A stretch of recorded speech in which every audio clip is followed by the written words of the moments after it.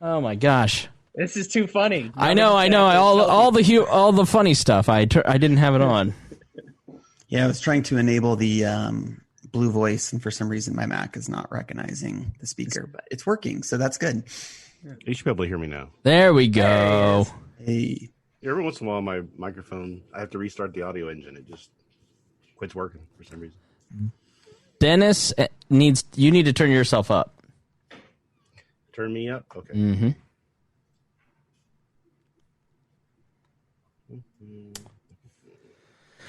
Moving target. Oh, there it goes. There we go. Harry's quiet too. Better. Yeah, my audio was like completely messed up. I had to restart, and then I think it freaked out with just way too many just white people in the Zoom chat. That'll do it. The white devil will get you. After Black History Month, it was like, whoa, what's going on here? Well, it's Women's History Month, so Levy's not on the show. I demand to see We Are Libertarians manager. They're in bed right now. It's 7 o'clock. They have strict business hours. Of course, it's a white person. Oh, my niece is the whitest of them all. What is that, Rhinehold? Oh, look at the cat. It's a kitty corn. The kitty corn with is that Batman? Batman Beyond? It was dead. Yeah, it was Deadpool. Deadpool? Yeah. Oh, sorry. Let's be real. I got you. I thought it was funny. Let's be real. Straw hats. Whew. All right, I'm going to use the restroom. I'll be back. What? Shut up, Harry. At least Maybe I should use the bathroom. Nice of you to join us. Welcome. Welcome. All right. Some of us got, bratty little kids that demand food. Hey, food distribution's really cool. I almost went into that. I've been in the restaurant business forever, and I thought about getting into it. I ended up sticking on the restaurant side of things, but yeah, you work with them long enough as like a kitchen manager, and you're like, what is it they all do there? You do a plant, and you're like, and then I realized it was hard work, and I was like, oh no, I'm good to slack off at a restaurant. Where do you work at now? Golden Corral. Okay. There we go.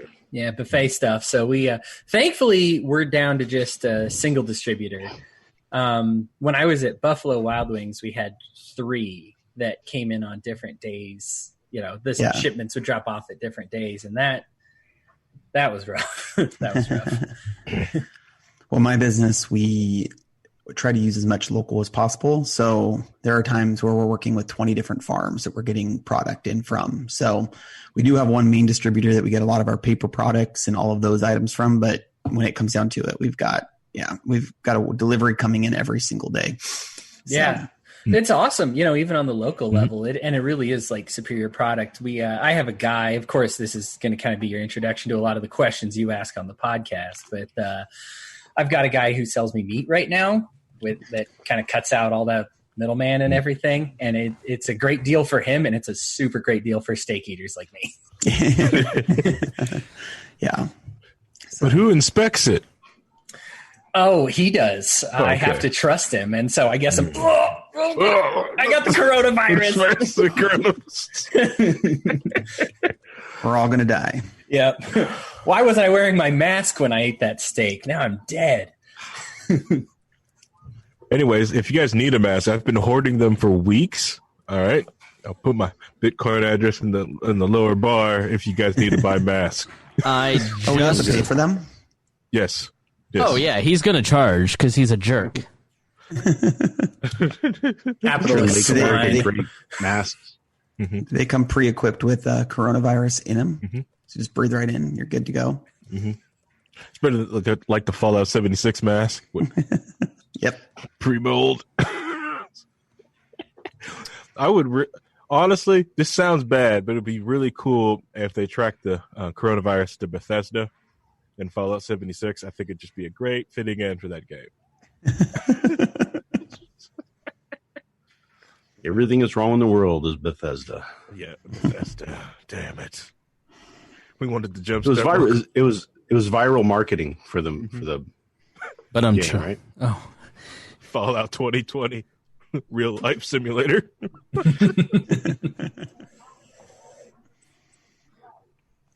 More great show. Darn.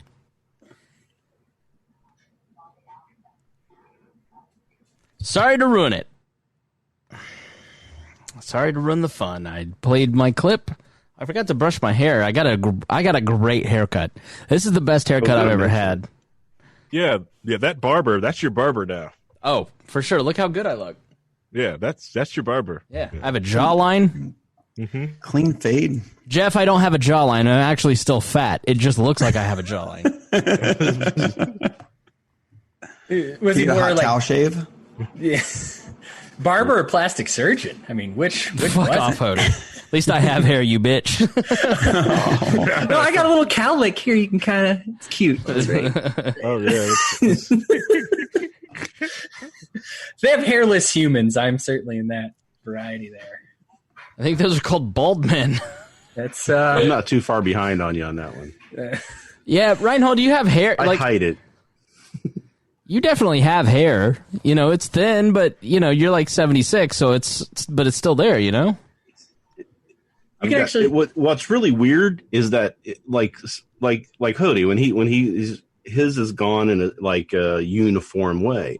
I've got like a strip right here of hair that's kind of almost gone. Right. Everything else has got hair on it, and so it's like, how did that happen? I only really grow hair on the top mini of my comb head. over. This is the only place I really grow hair. So I think the two guys who probably have the best sets of hair are both wearing hats right now. So How dare you? yep, pretty much. Pretty much. oh, luxurious. Mm. Oh, Yeah, I remember those days back in the 80s. Baldness is not an issue in my family, so I'll have lots of hair for the rest of my life. I was ripped off because my grandfather, lived in his mid 80s with a full head of thick hair, and I thought, oh, it's supposed to come from your mother's side, right? Not me. No. And I looked just like my uncle, like his son, my uncle. His son, my uncle, was also my favorite 50 show, by the way. His son, my uncle. That's my REM cover band. I was ripped off because my grandfather, lived in. Let's relive that joke, everyone. I want to hear it again. It was so good. Yeah. I was watching Whose Line Is It Anyway, getting ready for the show, so I'm trying to get a little more comedy into things. Comedy. I wanted to change my name to Quite Hung or something like that. And it's like The Office, where it's like, are you a William Hung fan? Hey, Chris, did you get my note about Patreon membership in this episode? No. Where'd you send it? It was in the email I sent you at the bottom. Yeah, I saw that. Asking if you wouldn't mind mentioning that I'm a Patreon member in this particular episode. Oh, no. I had planned on it. I was going to make you talk about why you're a Patreon member. Yeah. Only because I do plan on sharing this, so I just don't want until people get further into other episodes to just have that out there. So okay. That's okay. Sure. Fine with me. He's already started making demands. Next thing, it's all blue M&Ms. Well, it's his second podcast a day. He's been on two today. Have a writer, right? Hey, I will say the last podcast I did have a coffee waiting for me. How did you get did they deliver it to you? Whoa. Yeah, the door will knock in a few minutes and have a pizza. I'm sure that'll happen. Hold on. I gotta call wall management. My contract needs to get updated. You had coffee waiting for you? We actually have had people deliver pizzas in the middle of the show. Yeah. And there you go. Or send me to go get pizza before the show. Yeah, we have a really cool company here in town called Bitwise Industries, and they own tech buildings basically that they lease out office spaces to tech companies. And one of the things that's in every one of the buildings is called Hashtag, and there's podcast recording studios in Hashtag that you can rent out by the hour, multiple hour, and then office spaces and like free desk spaces. But every Hashtag has a cafe centered in it, and so they when I did my podcast today, it was there, and they had coffee ready for me. Oh, nice. Yeah. Well, I have nothing for you. Damn it. I'm done. I'm off. All right. You guys ready? Yeah. Yes. What was that? Is that Hodey? Yes. I'm getting psyched. All right. Calm yourself. Let's go. All right. This is I'll talk about it in the first 20 minutes. Here, hold on. This meeting is being recorded. You're listening to the We Are Libertarians Network. Find more great shows like this at wearelibertarians.com. All right, let's get back to some boring subjects. Understand the risk to our country. Freedom brings people together. You're listening to the We Are Libertarians Network. Learn more at wearelibertarians.com. Welcome to We Are Libertarians. My name is Chris Spangle. It's so nice to have all of you here. This is going to be a very fun episode. We've got a lot of great talent and Hodey here on the show tonight. We've got our friend Jeff Bennett. Jeff will be on asking questions of us. It's another episode of the Path to Libertarianism Q&A, and he will be asking pointed questions, and we'll do our best to answer those. Hodey Johns will be here, Rhinehold will be here, and lo and behold, Harry Price will be here too. So stay tuned right after this. Warning, this show is for adults, produced by semi-adults. So the language is sometimes strong and offensive. I don't know what I said. Welcome to We Are Libertarians, where our goal is to help you sound smarter while talking to your friends. We examine current events from a libertarian perspective while treating modern politics with all of the irreverence it deserves. There has been lie after lie. We toss out the screaming heads, put people before political parties, and give context to the news to make you think. Now, here's our host, a 15-year veteran of politics and media, Chris Spangle. Welcome to the program. I've got a brand new board. It's the maiden voyage of a brand new piece of equipment, which I'll talk about here in a moment once I get everybody introduced. But first and foremost, back from his third round of the coronavirus, it is Harry Price. Harry, how are you doing tonight? I'm better. I've got enough. So I got ginger ale, and I've been doing a lot of Vicks. If I get it again, I'll probably do essential oils. But yeah, I'm doing okay. You got to get thieves, man. Get thieves. That'll take care of it right away. We have Rhinehold here. Rhinehold, how are you? I'm doing well. All right, great to see that mic turned around. So Rhinehold did an entire episode. Before the show, I was like, hey, you might turn your mic around. It sounds like it's turned around. He's like, there's no way that could possibly happen.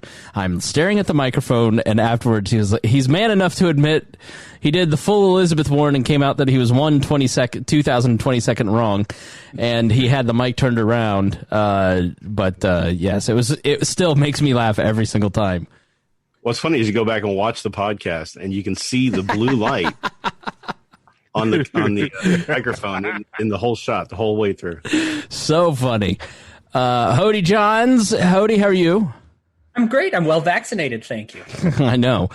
So it is great to have you here. There isn't a week that's been going by lately since you were on that last Path episode that people are asking, when is the Wall Daily coming back? And my answer is it's never coming back. It was too much content for you people. You can't handle a daily episode yet, but we got a lot of great ratings, huge ratings on those. But we are going to bring back it in a different format called Libertarian Politics and Policy. I just recorded one about the coronavirus that will air the day before this episode. And Hodey, Rhinehold, everybody is going to start doing more episodes. Correct? That is correct. Yes. That's what I like to hear. All right. Fear instilled in the troops. That's the way you manage things, Harry. If you don't do one, you don't get on to the weekly. So that's exactly right. So Hodey will be back doing more episodes. You're also working on some cool stuff. What are some other things that you're working on? Oh, real cool stuff. So there's two new things. We're going to do some reaction videos. We're going to watch kind of what everybody else is watching in the news, things that they might have seen, things that are popular. Take it about like a 3 to 5 minute clip of it. And then we're going to discuss it for about 30 to 40 minutes with the wall people. Wallflowers, all of us. And that's one. And then the other one, we've actually got a debate. We've even got one scheduled and coming up. Well, I shouldn't say scheduled. We've got one coming up. I have the debaters. I need to schedule it. We're going to have Spike Cohen running for vice president of the United States in the Libertarian Party. And our buddy, either Rhinehold or Ryan Lindsay, one of the two, is going to be debating as well. And they're going to be talking about the role of private police. And we're actually going to touch on that a little bit in this show. But there you go. Couple coming up. And so we're going to keep doing debates, do some reaction videos. I'm excited for all that stuff. My gal Jamie is actually going to help me with the reaction videos. She's a big YouTube fanatic and kind of knows some things to say. And you said we needed more girl power on the show, and I said she's close. So there you go. You're trying to get your ass beat. Jeff Bennett, a great friend and supporter and Patreon member, is here tonight. Jeff, how are you? I'm doing good, thank you. This is his second pod. Listen, you slackers. Jeff and I have both done 2 podcasts now today. What have you people done? Save the world. One child at a time. I made soup. So, Jeff, these are your first 2 podcasts that you've ever done. I always love when people get into this, and like for us, we take it for granted. Hell, Harry barely comes on the show anymore. He's like, I stubbed my toe. I can't make it tonight. Can you say why you weren't here last week, Harry? I went to a divorce party. Now, when he told me that, I was like, are they there together partying? But apparently that's not what it was. What is this, Harry? What is a divorce party? Well, the guy is being a complete and total, let's see, what's the name for that bag? You know, Deuce think of bag? the worst bag that you have. And this is this guy. And it's just sandbagging through like the whole Trump bag. Yeah, the sandbagging through the whole divorce process. And the guy has I'm not going to try to say in particular so I don't know the case, but like the guy's got a lot of cash. His retirement with the company is amazing. And she doesn't want any of that. She just wants him to go hit left. She goes right. And everyone's fine. But was being such a crap, person about it. Right. That, once it's now finally freaking over, we're just kind of glad it's over. Me personally, if he would have dragged his feet, I would have went after his retirement and just ate it all. But that's me. That's me. Yeah. So I didn't out where you were last week, but I thought that was kind of a funny, interesting thing. Was not at the Shitty Kitty. The what? Alley Cat. Oh, okay. Yeah. That's a dive bar here in town. So Jeff is a great friend of the show. How did you find out about We Are Libertarians?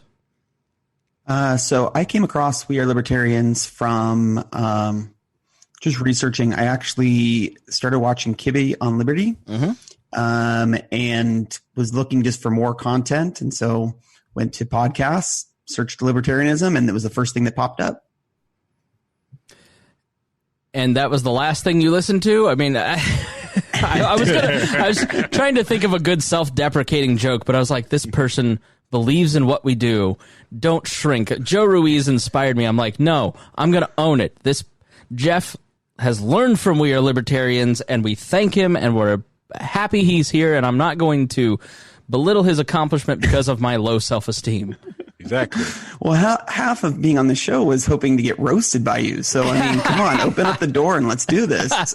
Well, I'm sure we will get to it. That's part of the fun here. If I sound a little bit different, I want to just thank Ryan Ripley.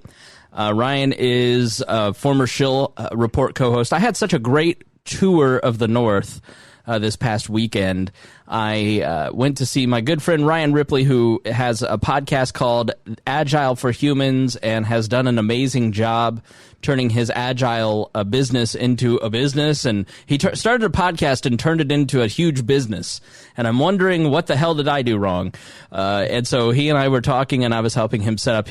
Harry, I walked into Ripley's room, and he had custom woodwork for his podcast studio, and I was like, this is the life. This is nice. Oh, so nice. So nice.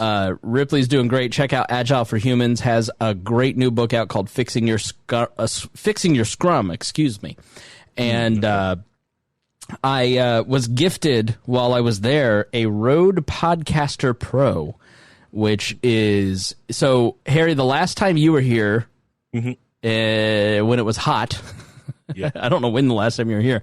But to my left sat a giant stack.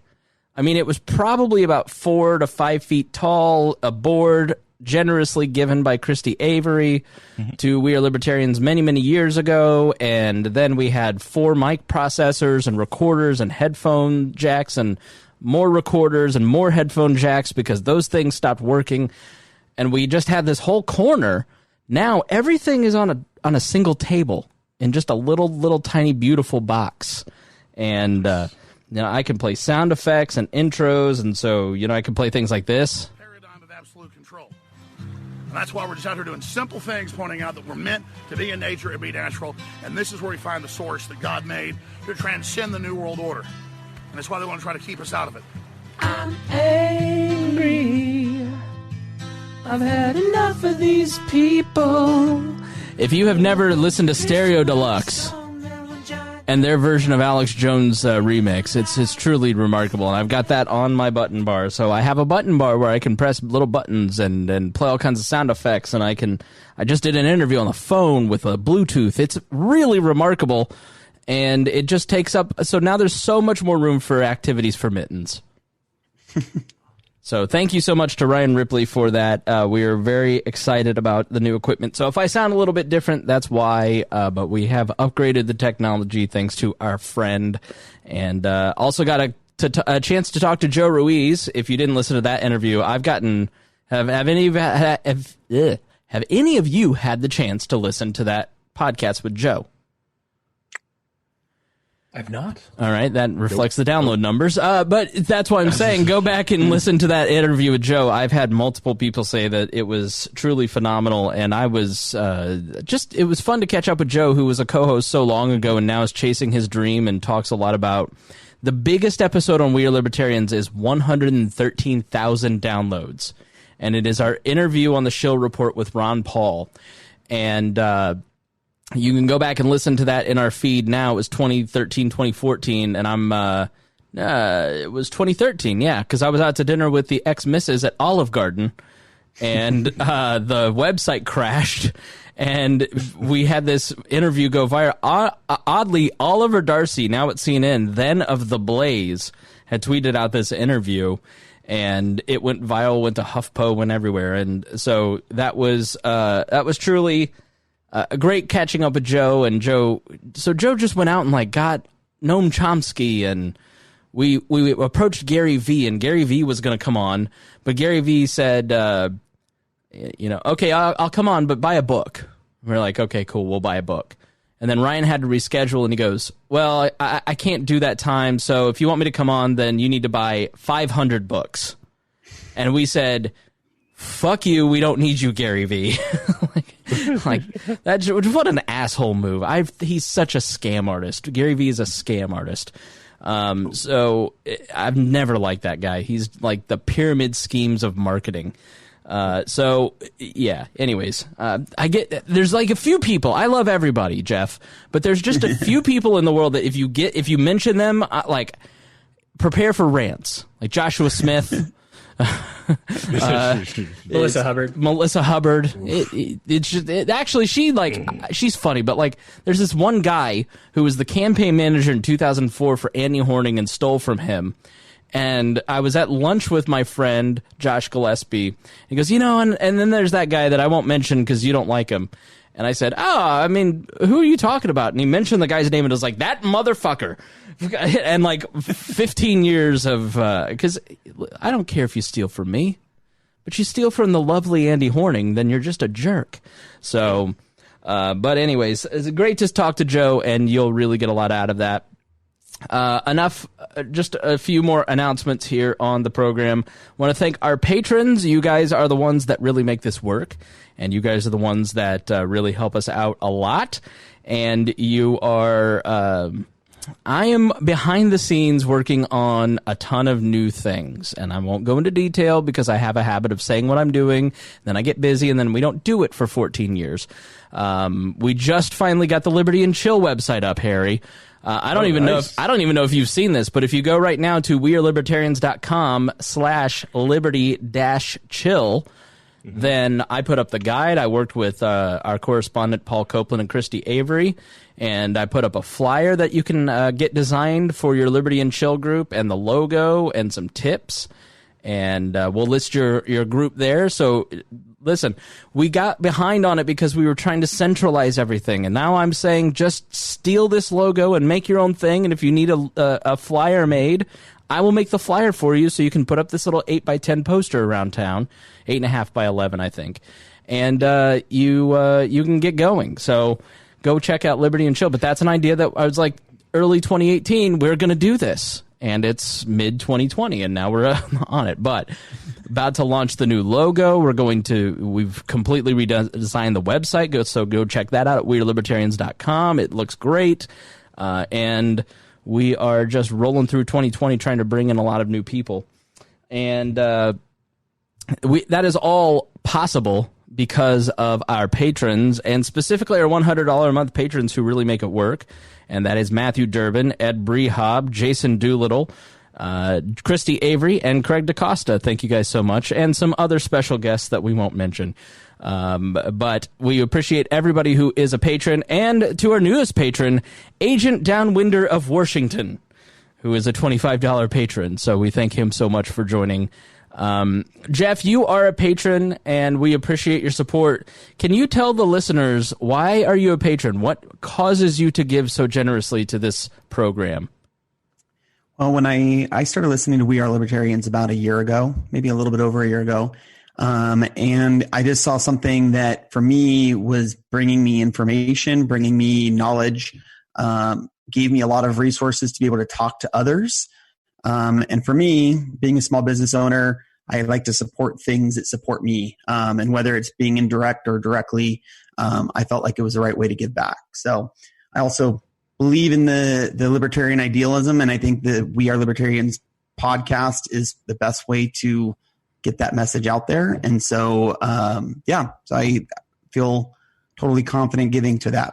Well, we greatly appreciate your support. It does mean a lot to us. It allows us to do a lot of great things, and you and your support and all of our patrons are the lifeblood of that. But let's talk to you. Let's talk about you, and let's find out who you are, what you do, where you live. To give us some of the details. Who is Jeff Bennett? So I am a small business owner. I live in Fresno, California. So we are the Central Valley, for the most part, the lifeblood for California. I think we feed most of our nation's people with the produce that's grown here in Fresno. And so I've lived here. I own a couple businesses here in town. Own an ice cream shop that's become pretty popular, and a cafe. Do some business advising for other small businesses and friends. That's kind of where I'm at now. So have you become more libertarian the more of an entrepreneur you've become? Yes, absolutely. And I think that's really kind of what sparked that, other than kind of seeing the divide of the two parties over the last couple of years, and really seeing I come from a Republican background, and as I saw that party kind of drifting away really from what my ideals were, that's when I really started searching elsewhere and looking out for that, especially in the California climate.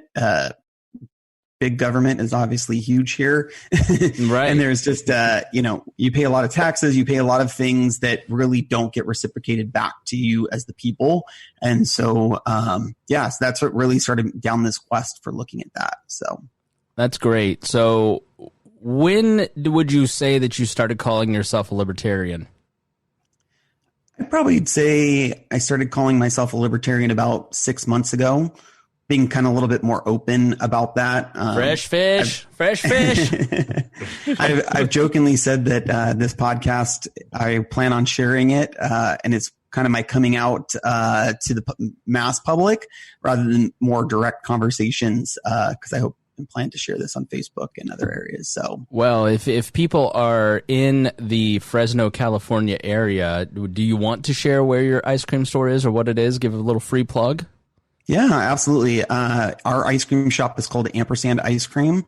We have 2 locations in Fresno, and then I also own the Review Cafe, which is also in the heart of Fresno. So okay, so other than We Are Libertarians, and you mentioned Kibby on Libby, what are some Kitty on Libby? What am I saying? We do these. My brain. You said that so confidently. I was like, "Is it really Kitty on Libby?" It is not Kitty on Libby. That's the hamster place. Right? Rhinehold and I were talking about this the other day. My brain at 5:30 every morning goes, "Good morning. Let's think about all the things you're going to do today." And I used to sleep till noon every day, and now I'm just like up at 5:30 every single day, and I'm just like, so I go to bed, and so by the time we get to 7:30, and I've taken an hour and a half before the show to just relax, it doesn't mean that my tongue still isn't tired. So yeah, Rhinehold tells me that is just a function of age. There's a lot that goes on there, and what I found is it's good to take a nap in the afternoon. Oh, well, I don't have time for that, so I guess I'll just be stupid and say Kitty on Liberty. But get you a chair that lays flat. Just take your quick nap. Yeah, get back up. I do it at my desk. Yep, that's what I did. Put my feet up on my desk, lean back in my chair. I'll tell you what powers me through these is V8 has a little energy drink that is green tea, and it's caffeine, and I really love it. It's very good. It's just enough caffeine to get right through to the end. All right, so now that I've ruined the show and brought it to a screeching halt, what are some resources or what are some books or other podcasts that you listen to? So if somebody's newer to Libertarian, like what are some things where you're just like reading or listening to it and you're just like, yeah, this is right on? To be very honest, I'm still trying to catch up on 5 years of We Are Libertarians, so that's been a large part of where I've gotten information from. As I mentioned earlier, now you're going to make me say Kitty on Liberty. Everybody's going to start calling it Kibby Libby. And then I also read a lot from Fee and from now I'm going to space on the other publication. Cato, Reason, thank you. Reason and Fee are 2 that I follow on social media and read a lot of articles from there and take pieces from all of that. So, not to halt the show again, but Hodey just looked at his girlfriend and drug his thumb across his neck in the death motion. What were you? Were you threatening your poor girlfriend in the middle of the show on camera? Did anybody else see that? I'm actually threatening my dog. Okay.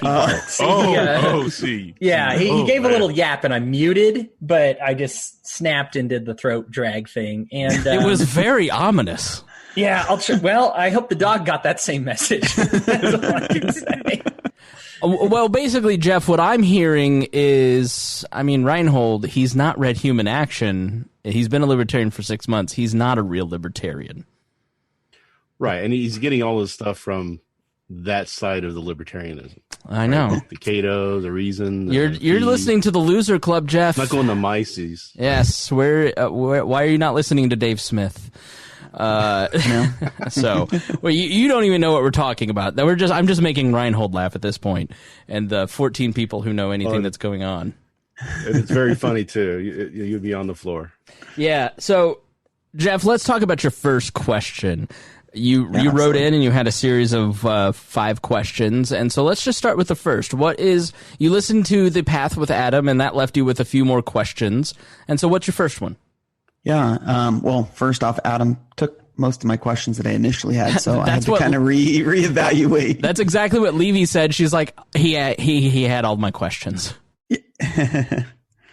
So my first question was, and I jokingly put, in a libertarian utopia, what is policing, or how does policing work, and what does that look like for major crimes, i.e. murder or theft? And is that done individually? Is it private? Is it how does that break down? How are crimes policed? So in a libertarian society, when bodies start showing up under Hodey's doorstep, then how would we deal with that as a free society? Who would like to take policing in a free society?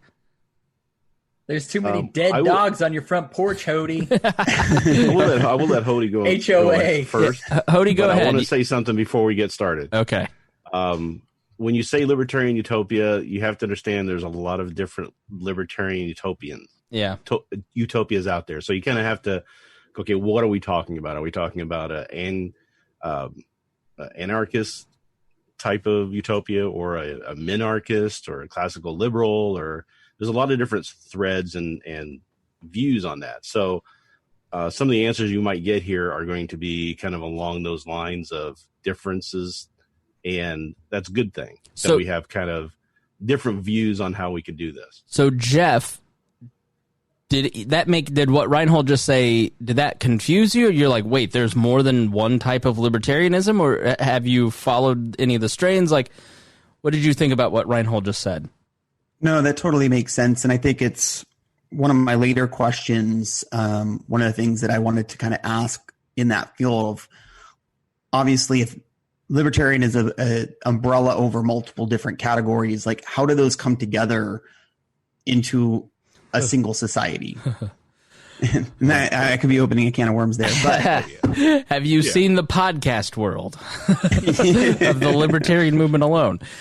So let's start with just the pure stateless society. Let's go to our purity expert, Hodey Johns.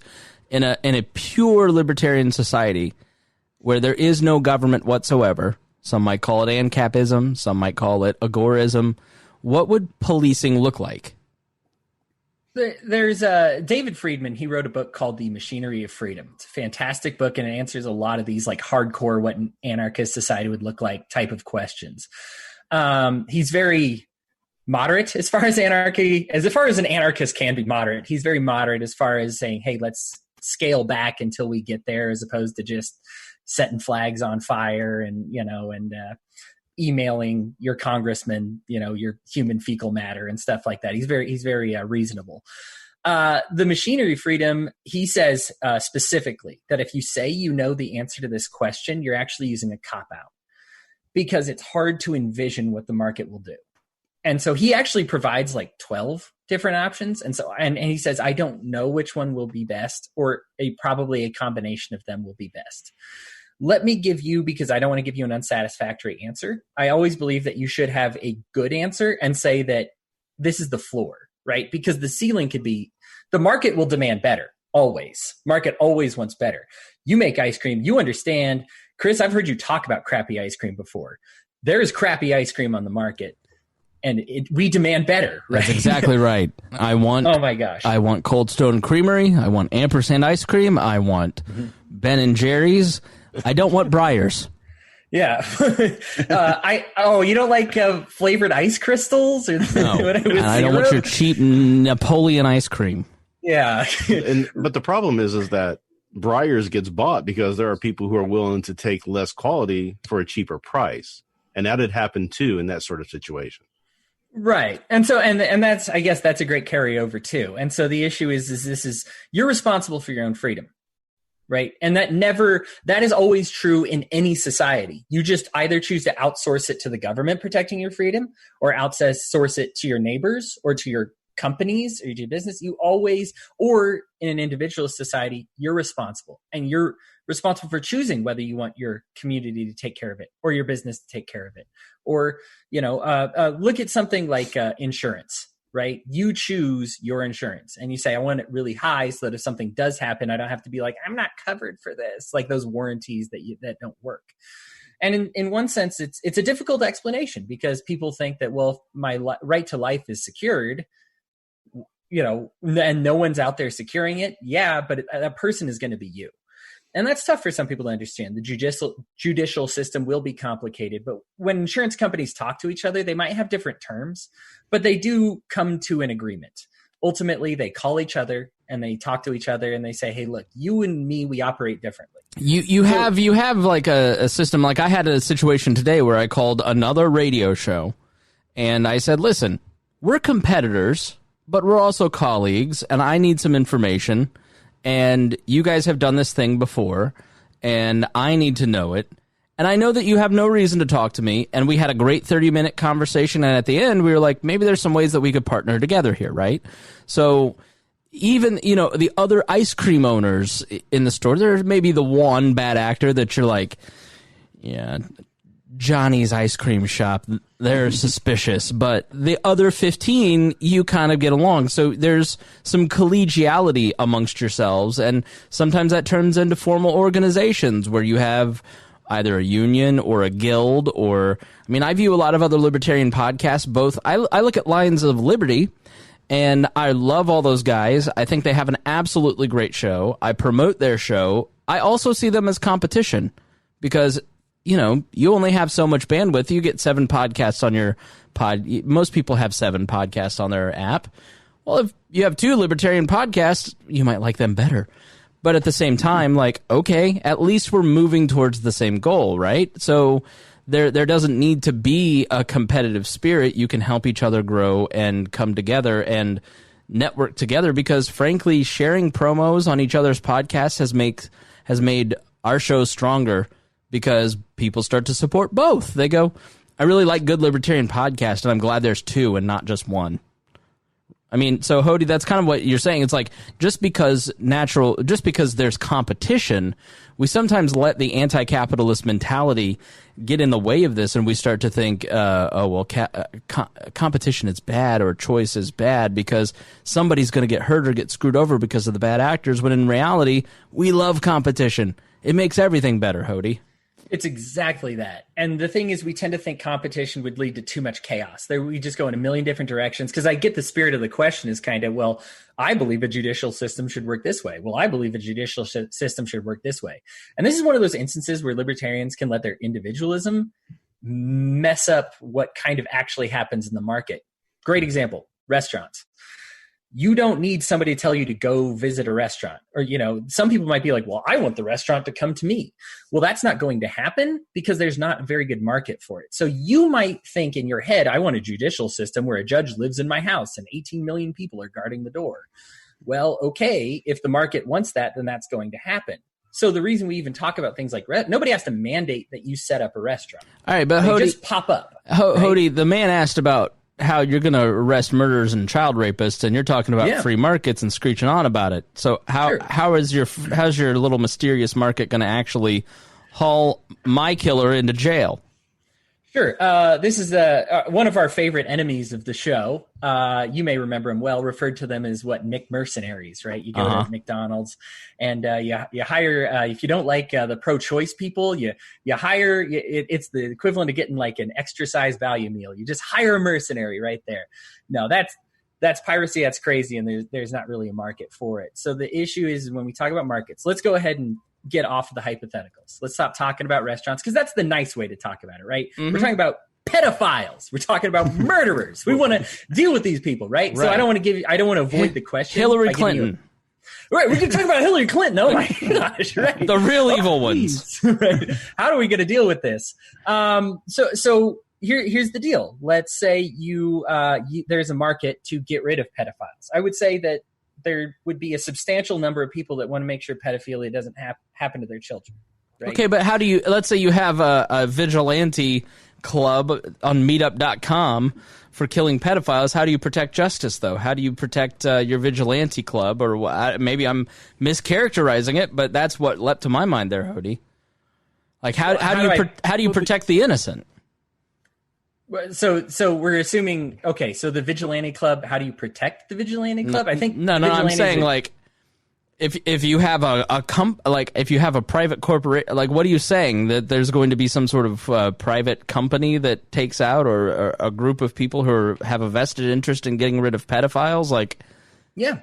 So we have great examples for this actually in the United States today. There's a few different counties we've talked about on this show before that actually have private police forces.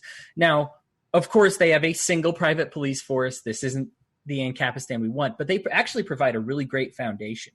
When they hired those people, they said, well, these people are going to get a different contract with a different single police force if we don't meet their needs. So what did they start doing? They actually halved, this is on Wikipedia, I'm not making this up. They actually halved their response times on calls.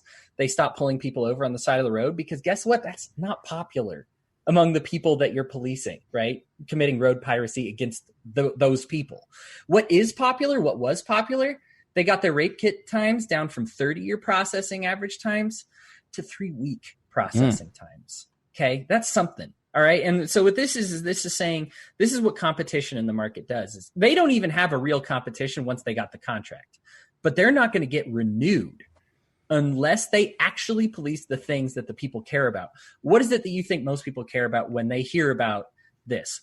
Hillary Clinton, murderers, pedophiles, bad thieves, that type of thing.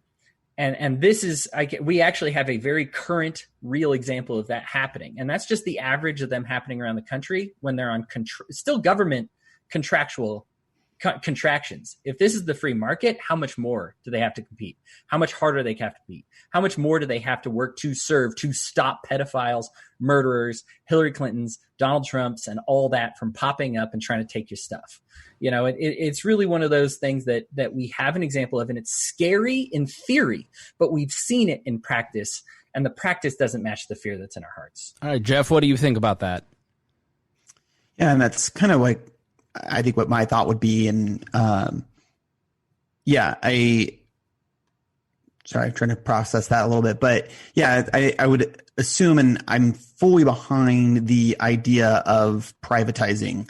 I think we're taking the question a little bit, and you talked about it in the Path with Adam, is what happens when, let's just say, Fresno County has its private that's on contract, and LA County has a different, and somebody leaves Fresno County and goes to LA County. Where do you start creating those connections without creating a government that's linking them all together, but still controlling those ultimate different entities? Harry, do you want to jump in here? The thing that's been bothering me, like everyone answers this question, is calling a libertarian utopia. Just because a libertarian utopia doesn't mean lack of government. Libertarian, you can still have a government with and still be in libertarianism.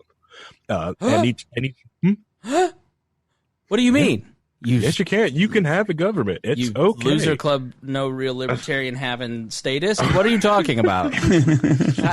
Explain what you mean. Like, because I think people hear that and they think the current government. But describe what you're talking about.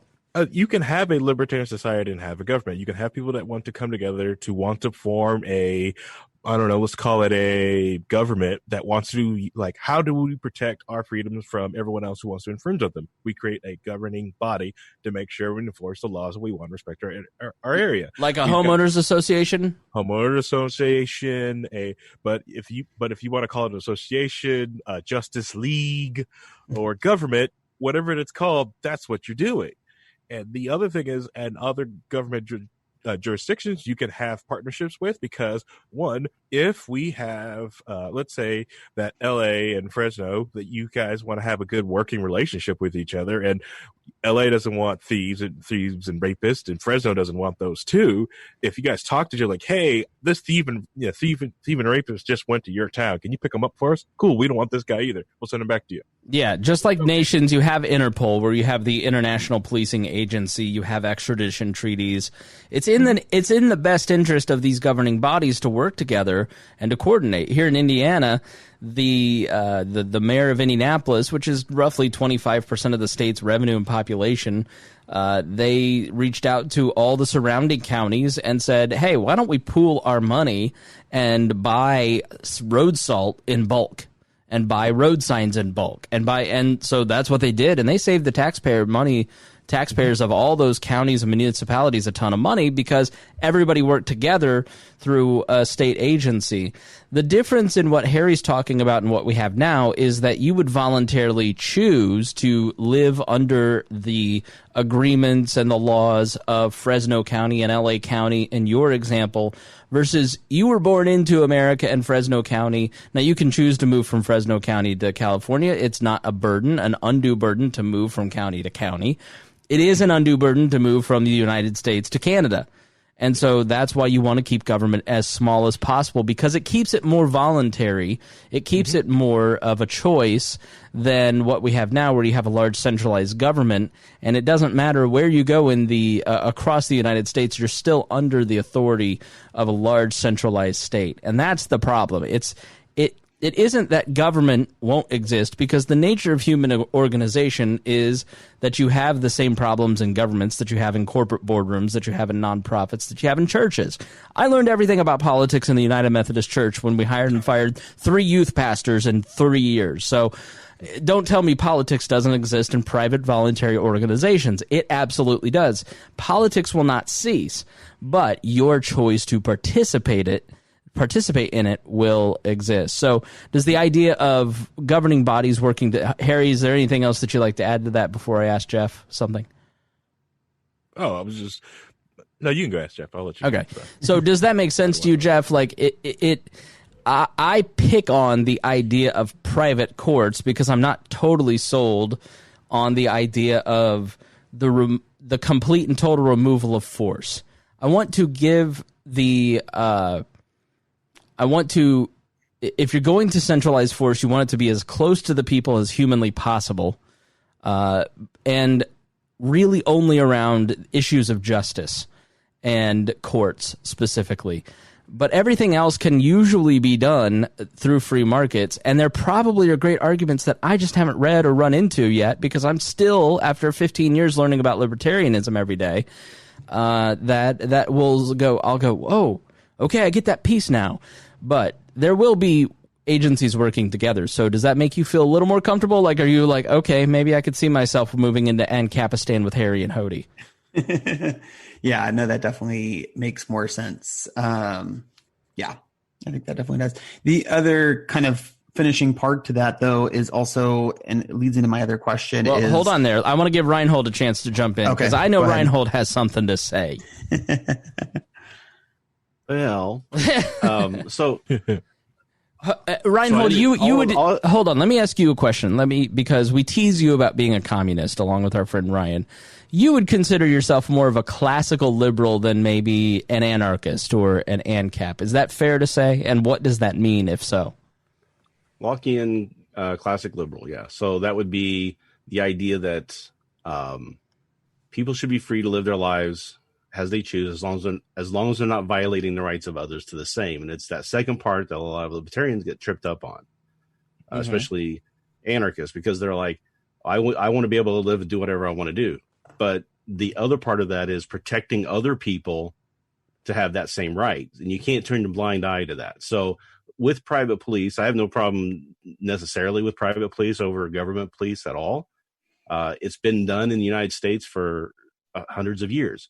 We used to have a group of people called the Pinkertons who were a private police force back in the late 1800s, right? So the problem is that the same corruption and the same problems that you have in government infect those private organizations as well. So what you have to do is make sure you have an oversight method. You have a way to protect the innocent. You have a way to protect the people who could be abused by somebody just buying justice, right? You don't want to have the situation in which it's going to crop up a little bit more. It happens in government too. So it's just kind of the same thing, but it's kind of a different form. But you still have people buying their own justice, right? You know, somebody could be completely right in everything in those private courts, but somebody could come in and give somebody a bunch of extra money, and then they get ruled against, right? So you have to kind of keep an eye out for that and have a way to manage that before you can kind of go down that road. And a lot of it also depends upon whether the people in the community are really interested in that kind of view, right? So they have to fight for it. They have to want to protect it. They have to want to protect each other. Even if they disagree with their neighbor, they need to be able to say, I want to protect him, even though I disagree with him, but I want to protect his rights, right? So that's kind of where I see the private police, is where it can be better than what we have with government. It could be worse than what we have with government. It's a lot more free, but it's also rife for problems. So I just want to make sure that when we start thinking about that, we go down the road, we're also thinking about those protections that need to be in place. Jeff, what do you think about that? I think that's kind of true for myself, where I guess a little caught up on those, and I'm trying to trying to separate government and those protections, or those kind of guiding principles in a sense. And yeah, sorry, I'm kind of, it's I'm okay. still process that a little bit. You're good. Harry? Yeah. I was going to say, and the other thing with the separate entities and how do the punishment work, we already have that now. Certain laws have certain punishments depending on which municipality that you're in. Just like if you, depending on where you are in the state of Indiana, it's either a crime or a misdemeanor if you shoot a deer while still on your back porch, depending on which county you're in. Okay. Yeah. Yes, I think ultimately what Rhinehold was saying is where I'm getting more caught up in that is how do you the private security makes sense to me. Controlling that to a degree without reproducing what we have as a government now, knowing that corrupt things do happen both in business and nonprofits as they do in government. How do you put those constraints in there without just getting back and circling back to what we already are at? Which really ties into your second question. So do you want to go ahead and ask that? Yeah. Sorry, I'm going to pull it up. And this was going back to your survival of the fittest conversation that you also did with Adam. But how do libertarians avoid the rich getting richer and the poor getting poorer through these private organizations running these and controlling different aspects of society? Or not really controlling, but monitoring. So here is the thing that is hard for people to accept is that we have that now, and we have more government control than ever before, which is partially why we have so much corruption and control by the 1%, the evil 1%. And there isn't going to be a human system of organization, be it a purely economic organization system like the free market, or a total political solution like communism or social democratism or whatever you want to call what Bernie Sanders believes. There isn't a perfect solution where everybody's going to be happy. If you have a staff of 10 at Ampersand Ice Cream, there's 11 opinions, And so the problem with trying to centralize government at a higher and higher and higher level that oversees more and more people is you have more and more opinions, and politics plays a bigger factor. And politics is just basically the polite version of warfare for the evolved man. And so, if you want science to be, you don't want science to be politicized, stop making science political. But the reality is that in a free society, there will be poor people, there will be rich people, there will be inequality, just as there is now. But what you have in a free society is less of the resources are being taken and given to a bureaucratic state, an administrative state like we have, that wastes that money at an alarming rate for very few results. And in a free society, in a bureaucratic state, like we're heading towards or we exist in now, choices are usually voted on and political considerations are applied, and so things are much more up in the air. It's much harder to get things done through Congress than it is in a boardroom often. So you have a lot more nimbleness and easier time to make choices.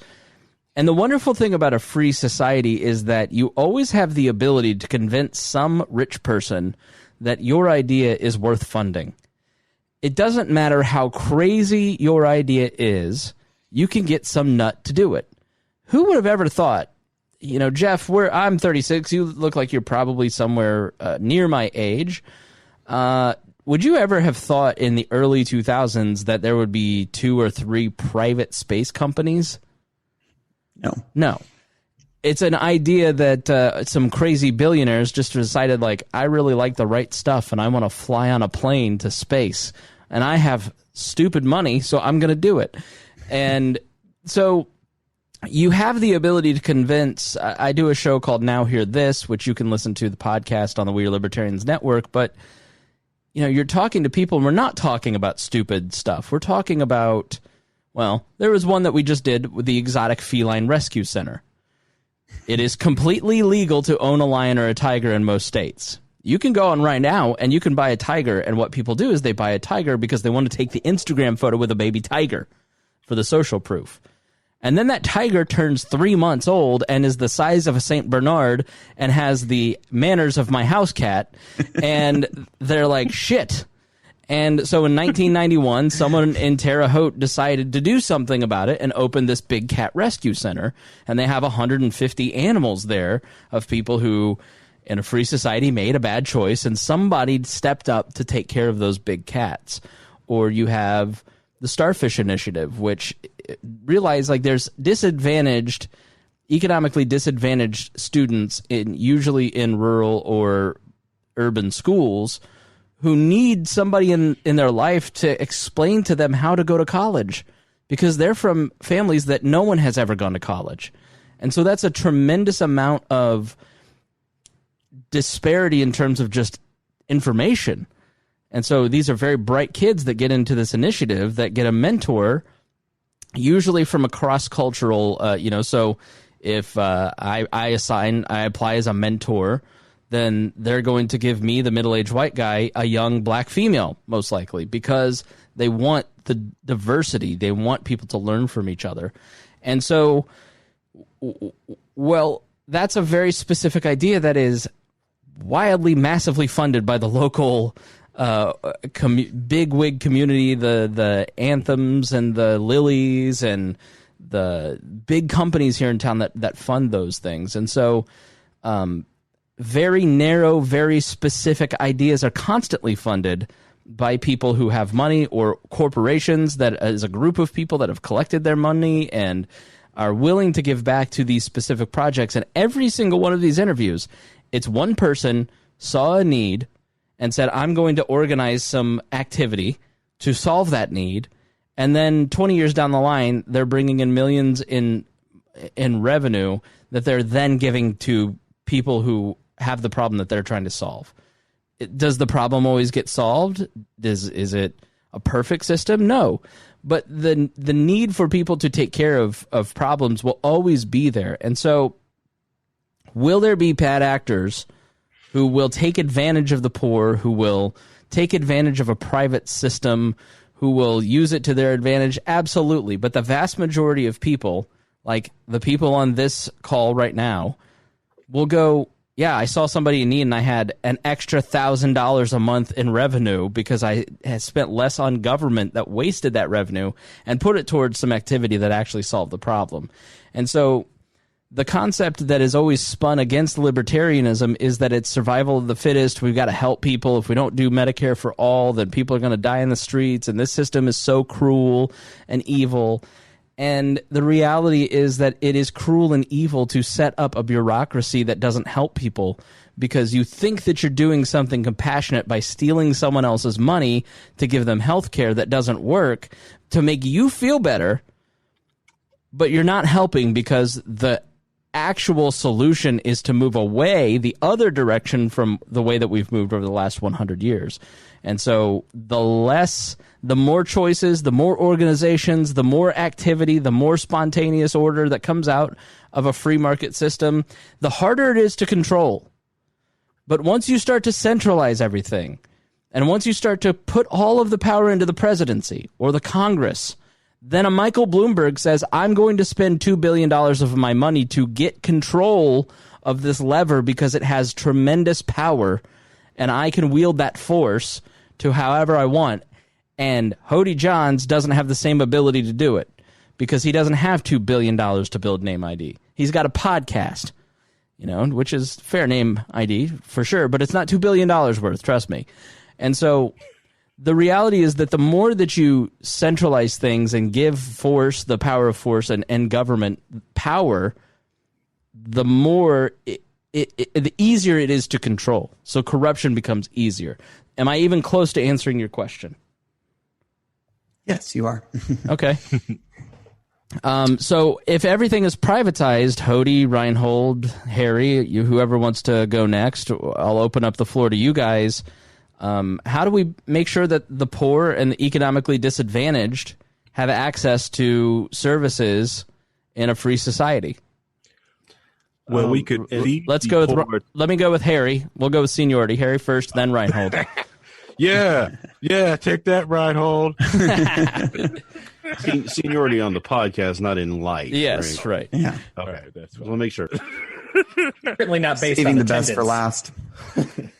Oh, yeah. All right. So, just like Spangle said, we would always have poor people. It's a fact of life. Yeah, but one part of our society that does happen, which is part of human nature, is that if we suspect that someone is doing something, we have this bias that we suspect someone to do it. That's why one thing they always teach you into like trauma response training is that you point at someone, you tell, hey, you call 911. You do that. You tell someone to do it because so like someone call 911, everyone will assume someone else is calling. So you should direct someone to call 911. This is the same way. So if you see homeless, stuff like that, someone always assumes, well, the government's got that because you've outsourced it for so long, or you just assume some other agency hasn't. They've got it. They've got doing it. But with that all around, you've got to do it. Your organizations could see that from themselves. A lot of more churches will have more money in their coffers because people have more to give for their tithe and actually help out their communities on their own and come up with different solutions to help people in need in their areas instead of coming with a cookie cutter Washington, D.C. type of answer that pushes out to everyone, because what works for California or New York probably will not work for Iowa or Wyoming or Indiana. Just like homeless solution here in Indiana, like a lot of issues, a lot of ways to fix homelessness in Indiana does not correlate or work to LA. One, housing here is actually kind of inexpensive. A lot of the issues with the homeless here is drug addiction and the access to mental health, the Wheeler Mission does a great job at that. I think. Well, Harry, let's look at media. So I'm just sitting here listening to you, and I'm thinking, Jeff gives this podcast. If we had the BBC and we had a centralized media outlet, Winston Churchill in World War II was not allowed to go on British airwaves before World War II when he wasn't prime minister and talk about Hitler and the threats of Nazi Germany, because he was not allowed on the British airwaves because it was a centralized power. Now, if you centralized all the podcast and all the audio content and all the media in the world, maybe you could go, there's reasons for that, right? But because you have no centralized authority, no centralized power, somebody like me can go, you know what, there's a need in the market for a smart talk show based around independent libertarian ideas. I'm going to do that. I'm going to work really hard at it. And then I bring people along like you guys to participate in it. And then Jeff goes, I really like what they're doing. I'm going to give to them. And what you get is 900,000 podcasts giving individual attention and great service at a manageable level, instead of one giant bureaucratic overarching organization that, they may have some resources to do some cool stuff like NPR does, but try and get a hold of Google. Try to get a hold of YouTube. Try to get a hold of NPR if you want to have a conversation with them. Jeff sent me an email and I said, yeah, man, come on. Right? And so healthcare, trash pickup, streetlights, public access, which kind of goes into the next question, like, it's more individualized attention. It's a free market economy, allows you to talk to the people that you voluntarily engage with in the way that you can get a hold of your favorite podcaster pretty easily. But try and get a hold of Anderson Cooper. He doesn't see your tweets or read your tweets. Now, are there production advantages to Anderson Cooper's setup versus our little Zoom call here? Sure. But to Jeff, that content is worth something every month. And so that, Harry, that dispersion, that spontaneous order, that emergent order, as we might say, of individuals pursuing their passion, like me, I'm passionate about podcasts, and I'm passionate about libertarianism. I merged my two passions, and I created something great. And that is an emergent thing, a spontaneous Nobody had to direct me. No central power had to tell me what to do. I didn't walk over to Jeff and put a gun to his head. Jeff, if I put a gun to your head and I said, you're now giving X amount of dollars every year to the We Are Libertarians podcast because everyone needs to hear this. I think everyone needs to hear this, and you seem like a rich guy, so I'm going to take more of your money. How would that make you feel? Would you enjoy supporting We Are Libertarians if that happened? Every minute of it. No. Tread harder. Yeah, tread harder, Daddy. So, okay, Rhinehold, you're next. How would we give access to everyone and give them services? Well, I think we're kind of morphing into your third question, Jeff. So, do you want to go ahead and ask your third question? And then we'll give Rhinehold and Hodey a chance to answer it because I think they're going to answer probably what your question is. Gotcha. And Chris, you touched on it already, but how do public services, most specifically roads, streetlights, and public access ways work in a libertarian environment? And I'll give some and to kind of all of these questions, some of the things that I will tie into what I see. So Fresno, we're in Central California. We have a lot of outskirt cities that are much smaller. Some that don't even have their own police force. They use the county police force or highway patrol actually to those areas. And so when I'm thinking about some of these questions, I'm thinking about areas like that with even a county or a private entity, most of these outlying cities are impoverished and poor. How does all of that come together to ensure that all of that, without it being more centralized to where the majority or the suburban areas are? Rhinehold? Well, I would say, in kind of following the vein of what we were just talking about and moving into this one, that it would kind of be done similarly to what is being done now, but in a different form and what I mean by that is, so government is really just people deciding to do things together, right? That's all government is. So, and then putting a gun to everyone else's head. Yeah, and then putting a gun to people who decide that they don't want to be part of it. So, in order for a law to get put into place, more than half the people have to kind of agree with that law, right? Well, what if those people just got together and did it anyway, without the government, right? You'd still take care of it. I live in one of these types of places that you talk about where we don't have a local police. I don't even live in a city of any kind. I live in the county. I don't have a city municipality around me. And I have a well instead of, a water company. And we don't have a fire department. We have a volunteer fire department, right? So we take care of ourselves. We take care of our neighbors. We know who our neighbors are because we are in a community together, right? So the biggest problem that's happened in a lot of the cities, and I see this a lot, is that people are paying their taxes and they're passing these laws and saying, okay, we're taking care of everybody through this method. But there's no reason to go help your neighbor out because you've already given to help the neighbor out. So you never get to know who your neighbor is. It used to be these little communities, everybody knew each other, right? You knew who the guy across the street was. You knew the guy down the road. You knew who all these people were. And if somebody needed help, you'd go help them. And you see that today when there's something that happens, people come together and just want to give money and help. Like the recent story about the little kid who was being bullied, the little, there's some questions about it. But the little person, that Brad Williams was supporting, yeah. Right. But there was people just poured money into that because it was something they cared about.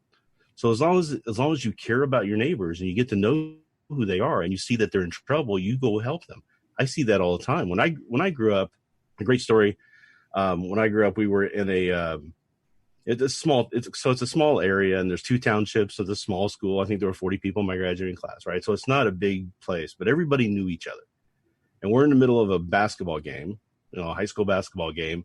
And somebody walks up to the person who's doing the announcing for the game and says something to them. And they turned off and they said, hey, is anybody from this family or knows this family in the stand somewhere, and the lady screamed because their house is on fire.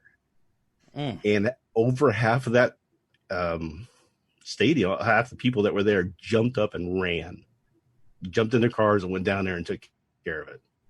Right. And it was just something to see. I mean, you see that and you realize what communities are and what people are, what they can do to help each other. You don't need government to tell you to do this. You don't need a guy with a gun telling you to help your neighbor out. You will help them. So I think government gets in the way and prevents this natural state from happening. Right. So, I mean, I guess that's kind of where I'm going with that, is that I think that it would be better taken care of, because right now we have people who fall off the system. We have people who, depending on who's in power, the political power at the time, they don't get taken care of, or they get taken too much care of. And, the money's embezzled the wrong way, and there's no real oversight, because you can't really oversight that. A private company, you can oversight. If they're not doing their job, you get rid of them and get somebody else. A small community could hire a neighboring community to help them and make a deal with them for a small cost that benefits both sides. So there's plenty of ways to take care of this in a non-government form. And I think it works better because you end up rebuilding that sense of community that seems to be getting lost these days. Right. So my turn. Cody, go ahead. You couldn't wait. Yeah, I'm chomping at the bit here. After we had to skip section 2, I was like, ooh. So you asked specifically 5 questions. This third question, how do public services work, is the only one that I felt there was like a boom shakalaka answer for like the libertarians. Because like this is one that actually is pretty well done by the market. The government does nerd. Boom shakalaka. Boom shakalaka. You're so innocent, yet so not.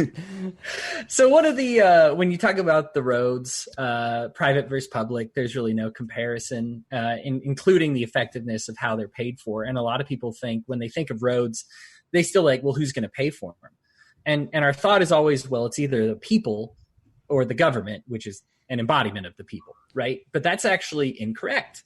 The oldest stretch of highway in the United States is in Iowa. Shout out to Dale. How you doing in Iowa, buddy? And it was built by farmers. It was built in 24 hours. Of course, it's been updated and modernized and everything like that, but it was stretched the whole span of the state. Now, why did the farmers build that? Because they wanted you to have access to their food and the things that they supply. And so they actually built it. And this is actually what businesses were doing before government kind of takeover. Was they were like, well, we want a railroad. We want a road. So I guess we'll build it. And then, of course, does that cost still get rolled over into the cost of the goods? Yes. But somebody is paying it regardless, right? And so this is the cheapest way to do it, is when you do it at the source, right? Every time you put in a middleman, you put in another guy who's getting paid. And especially when that middleman is government, we're where there's a lot of waste. But when you just say, hey, let's do it at the source. I want this road. I want people to get here safely. If it's my road, I'm responsible for it. So I don't want their cars getting dinged up, because then who's going to come get my stuff? Right. And then I want it to go to your house. I want it to be as convenient as possible, not only to get to my store, but for you to get back to your home. Nobody's going to go to the grocery store if it's, 5 minutes to get there and 800 hours to get home, and so there's things like that just happen.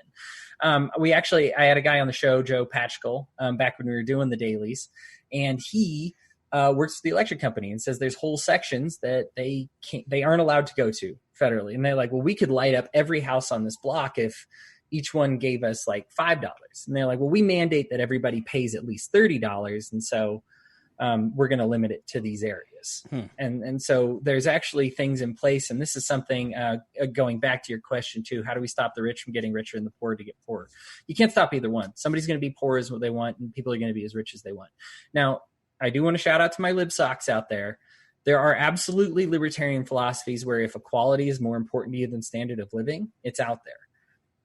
I would specifically go to Proudhon, the philosophy of poverty.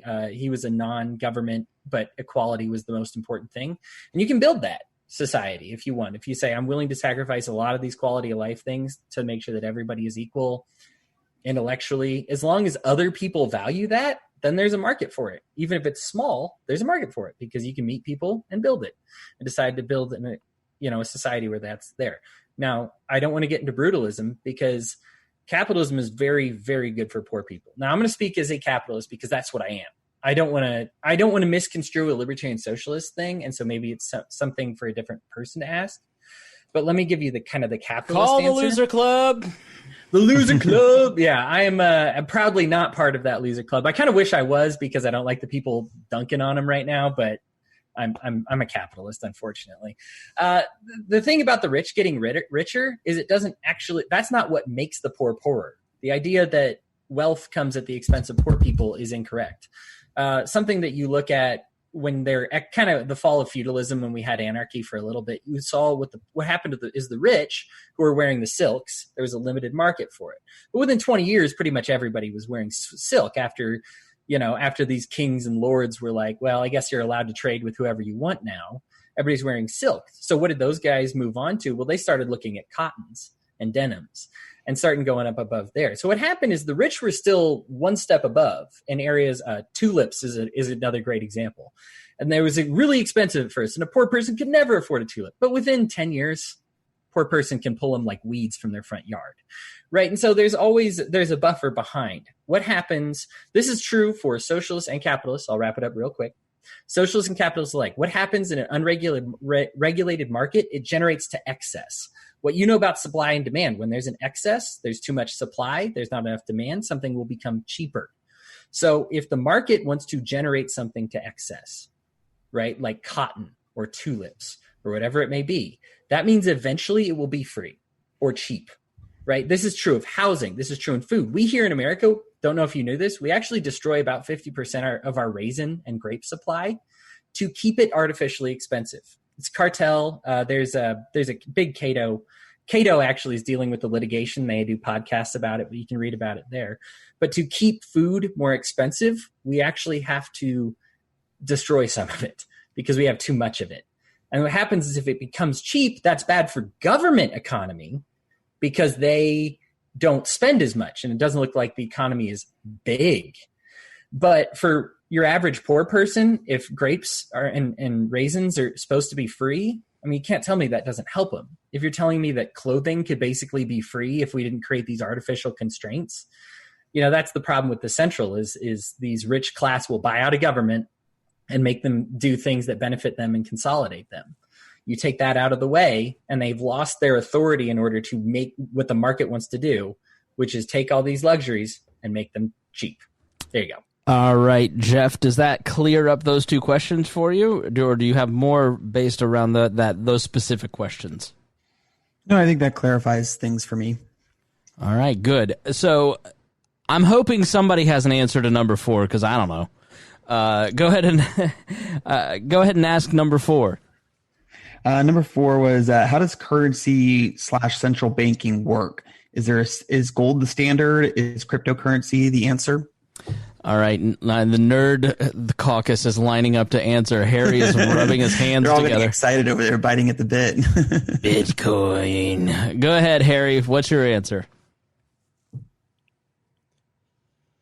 You should unmute yourself. This is like your 150th episode. You're freaking kidding me, man. You still haven't muted. What are you doing? Oh, for God's sake. All right, so there you go. Jeff, would you like to be a co-host? There's an opening immediately. Go ahead, Harry. Sign me up, Chris. Personally, that's the beauty about like a libertarian or other society or just the market. You can have multiple currencies. It's okay. If you want to have that central bank fiat currency over in the corner, you can have that. If you want to have a gold-backed currency, you can have that too.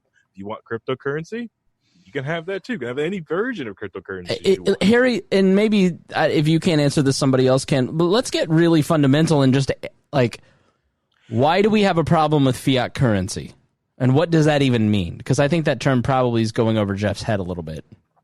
Oh. Yeah, he's shaking his head yes. Jeff, have you ever heard the word fiat other than in reference to a car? No, I have not. Okay, so let's explain that concept. Like, why do libertarians have a problem with paper money? Ron Paul told us so. That's a fair statement. Done. I totally get it now. Yeah. I'm good. Yeah. Thank you. So currency is supposed to represent products and services. That's Hodey talking. And it's fiat if it doesn't. Essentially, if it just represents the worth of the money that the government says it is. Basically, it's taking somebody's word for it as opposed to it being representative product and services. Sorry, go ahead, Harry. Right. So money backed by gold is different than money backed by, we promise this money's good. Yeah. So, all right, Harry, go ahead. Yeah, we promise the money is good. And if you don't take it, we have men with guns and we will force anyone to take it, or make sure that you'll just have some sort of regime change if you wanted to use some other currency. No petrodollars, please. All right. And then the raise, so the gold standard gets brought up because a lot of people like gold-backed currencies because the idea that gold has never been worth nothing, just like Microsoft stock. But that's all based off like a, there's a lot of different things that haven't been worth nothing before. And gold, while it's your currency, there's not enough gold to go around for everything, so things are valued different ways. That's why, and it's also hard to transfer hard gold. So that's why promissory notes get set up for gold sitting in a bank. Beauty of cryptocurrency is that it's hard to. You can't really inflate or turn cryptocurrency into fiat because it's basically got worth of what the network has works. There's only so many freaking coins. You can make tons of different ones. That's the other good cool thing about a lot of cryptocurrency. If they're built on a blockchain. So let's just call it cryptocurrency or just blockchain, technology built on a blockchain, like a currency built on a blockchain, is that it's hard for a central government can have their own cryptocurrency. They can have their own. They can try to deal with stuff with it, but the idea is you can also have other currencies outside that system, and that's the beauty of it. So you allow the market to decide what currency they want to use and what they want to use it for. Some people, if you just want to deal with Bitcoin or Bitcoin Cash or Dash, or you want to use some sort of like dark coin or just Doge, you just want to deal in Doge. And then if you want to switch back to like greenbacks, or me personally, I only trade with Rhinehold and bluebacks, are you feeling more confident in a free society now that you don't know what the fuck he's talking about with any of the people have to understand the common principle. Like, I guess they believe in fiat currency even though they don't understand the basic, I was in an argument about Medicare for all recently on the pat down, and they're like, just print more money. I'm like, you were just complaining about the increasing cost of medical care, but you don't care about inflation. So, that's, I think, Harry, one criticism of your crypto future is that people don't quite understand. They hear Dogecoin and they just think of memes, and it's sort of like not serious. And so it's like, I don't get what blockchain even is. So don't you see that as kind of like a barrier to it moving forward and being implemented? No, I don't see that as a barrier. Some things out there just won't have a grandma just button. Just won't. And it's more because the things that have a grandma just button are insecure or sometimes crap. It's just what it is. The idea of currencies, the thing is, it's just what you trade for goods and services. It gets us outside of the barter system, because if I want, Spangle to make me coffee and the only thing I got to trade with him is my labor on the podcast or blueberries, well, I'll tell you right now, he only eats so many blueberries. But it's easier to trade it with, greenbacks, like, hey, can I, make sure you buy me coffee, don't drink it all, and, or put it all in his pre-workout.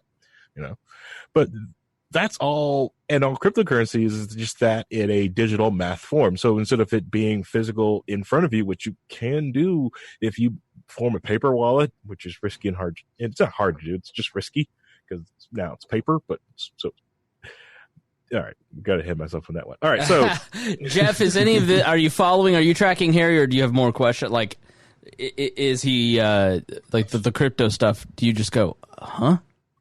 I'm a little on the crypto thing, but I get the concept of, and I understand the concept of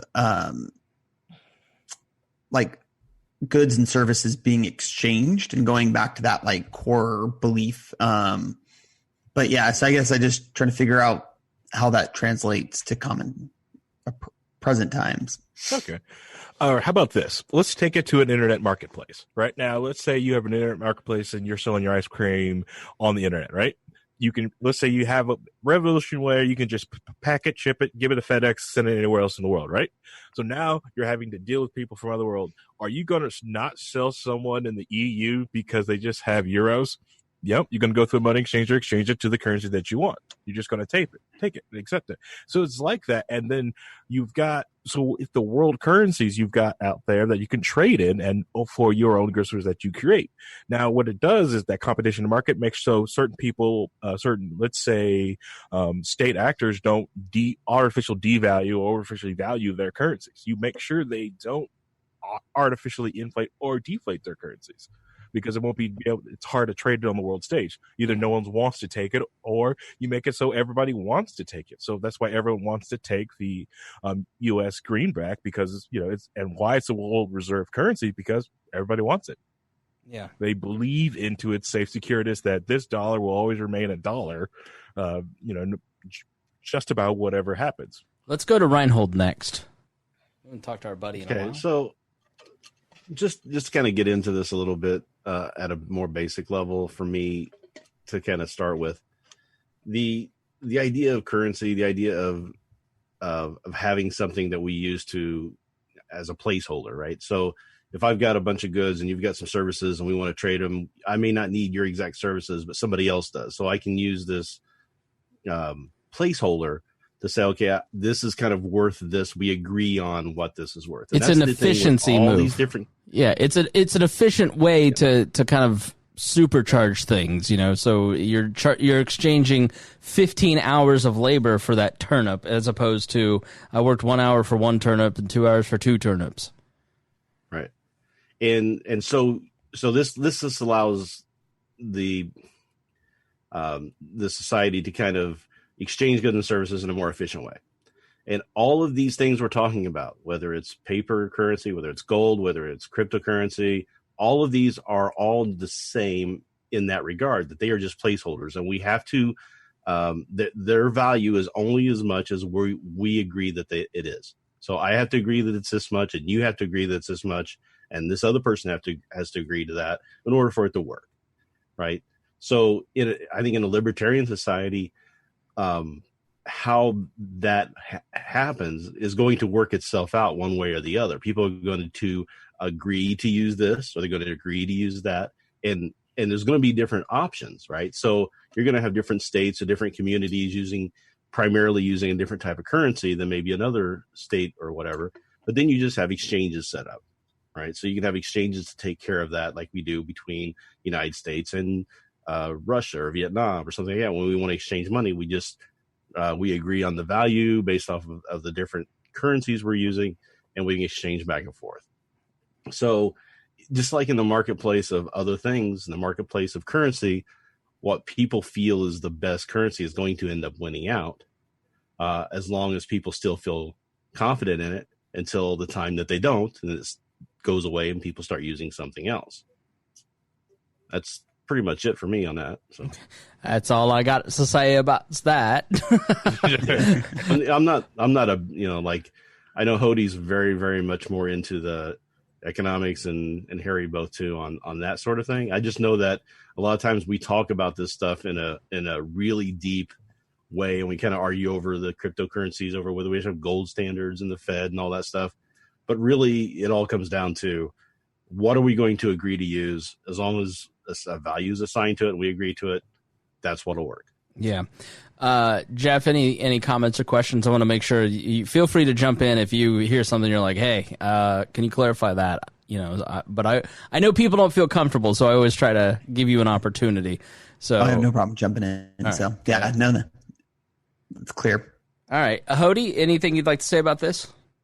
Yeah, it's funny. He's humble, this guy Rhinehold over here, but really you don't have to be a mastermind to understand that it's good for competition is great in all things, and that includes currency. It's hard for us. It's hard for me to get through my head that there would be competing currencies. And I say, oh, this is just going to be a pain, and there's going to be exchange rates and all this stuff. I got a real good solution here. When I saw this question, there's this thing, it's called What is Free Banking and Why is it Important? It's from Learn Liberty. It's a 3-minute and 22-second video, real quick, and will make most people who are concerned about it feel very excited for it, as well as comfortable with the concept. Basically what you're trying to do is to say, this good represents this represents this service. Harry and I might disagree a little bit. I think crypto is way, way better than fiat currency. I don't even want to try to lump them in the same. I don't really like the idea that it's mined information that's it's still not like a product or service. I don't even really like the gold standard, because it's like, well, you actually have to value gold as something, and I could just say, well, it's just a rock, and they say, well, we always got to deal with something, right? And societies have always dealt with something. The theory, though, and what we started to do before central banking actually stopped this, and this is actually in a global movement. It was happening in like Scotland as well as America before central banking came along, is banks would exchange your goods for money and say, okay, well, you want something more flexible. That's a market demand. We want to be able to say, hey, I have 100 shoes, but I can't eat 100 shoes. I can't ride to work on 100 shoes. I need to be able to spend it in ways that can turn it into food and things like that. And so a bank would exchange it. Now, the way the banks kept each other honest is because they were responsible for their own notes. And so a bank would say, well, if you want to change your bills into stuff here, those guys give way too much money for shoes, or they give way too few money for shoes. So you can always convert it into a more valuable currency from a different bank. And it actually was the same looking dollar bill, but where you got that printed out was very different. For those who want to say that capitalism always ends in monopoly, this is actually a great counterpoint, because the more banks we got, it actually expanded more options, because people wanted to say, well, I want better value on shoes. I want better rates on my car or gasoline or something like that. And so there were always these cropping up that were like, hey, we'll give you the best rate on this, that, and the other. And the more society advanced, the more these banks came to be, and the more these notes competed. And it was just a good time. There you go. Yeah, one book that I would recommend that really was very helpful in this area is Peter Schiff's How an Economy Grows and Why It Crashes. And Peter Schiff is a great economist. Beautiful. Don't cry about it, Chris. His brother, I think his brother Andrew is his name, is infected by emotional over community, and now we're seeing him get emotional over economics. Exactly right. But Chard Reed at Plainfield, when he was the business teacher, used to use this as an economics textbook for kids. It's great. But I highly recommend it, because it really does kind of speak to this in and you can see if you're watching the YouTube or the Zoom, it's got all kinds of pictures. It's like really well illustrated. I read in like 2 hours. Yeah. So I've been thinking about rereading it. So I'll just put this over here. So, does that answer your question? This is a very complicated topic, so I don't know that we can fully flesh this out in just a few minutes, but hopefully you have a little bit more clarity. Any other questions or thoughts on that? No, I think that, it's what I have processed in my mind, and obviously I understand the concept of goods for goods, and so I think a lot of that makes sense to me. Awesome. So let us go to your before we go. Oh, go ahead, Rhinehold. Well, I just want one more thing is because you kind of mentioned a little bit about asking about a central bank and that sort of thing. There's a great documentary called Money for Nothing Inside the Federal Reserve. I'd recommend reading it or watching that. It's just a wonderful documentary. It details kind of the history of the Federal Reserve, how it got to where it's at now, and why it was kind of the reason why we had the big crisis in 2008. So, very good. Cool. All right, let's go to your final question. What is it? So, I think, and my final question comes from this, is that I think the more I've learned about libertarianism and kind of knowing where our society is now, and also talking to a lot of people about their political views that I don't want to say that aligns specifically with me, but knowing what people are looking for in society, what does it take for the Libertarian Party to come together and make it? Sorry, you're serious. Okay. I'm probably asking an impossible question here. But like, where obviously, as we've talked about, there's a lot of different viewpoints. There's a large umbrella in the Libertarian Party, from minarchist to anarcho-capitalist.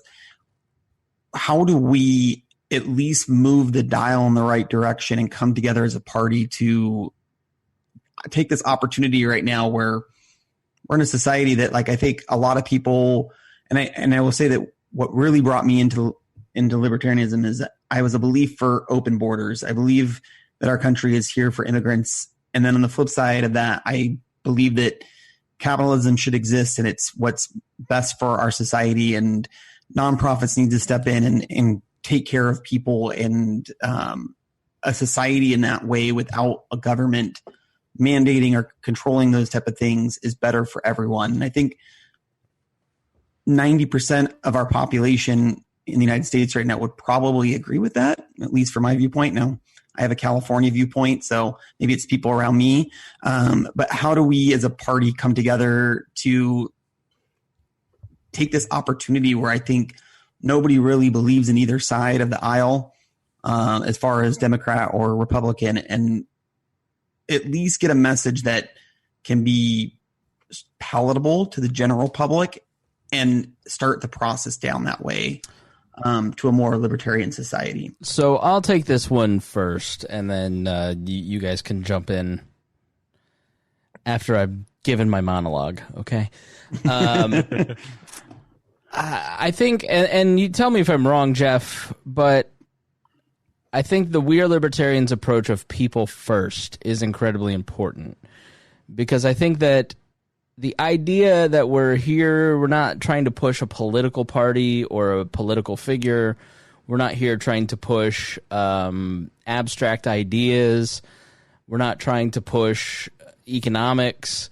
And I don't have any problem with people who kind of like that's their lead, that's their passion. You know, somebody who may do a show or may be a person who's a devoted follower of the Mises Institute.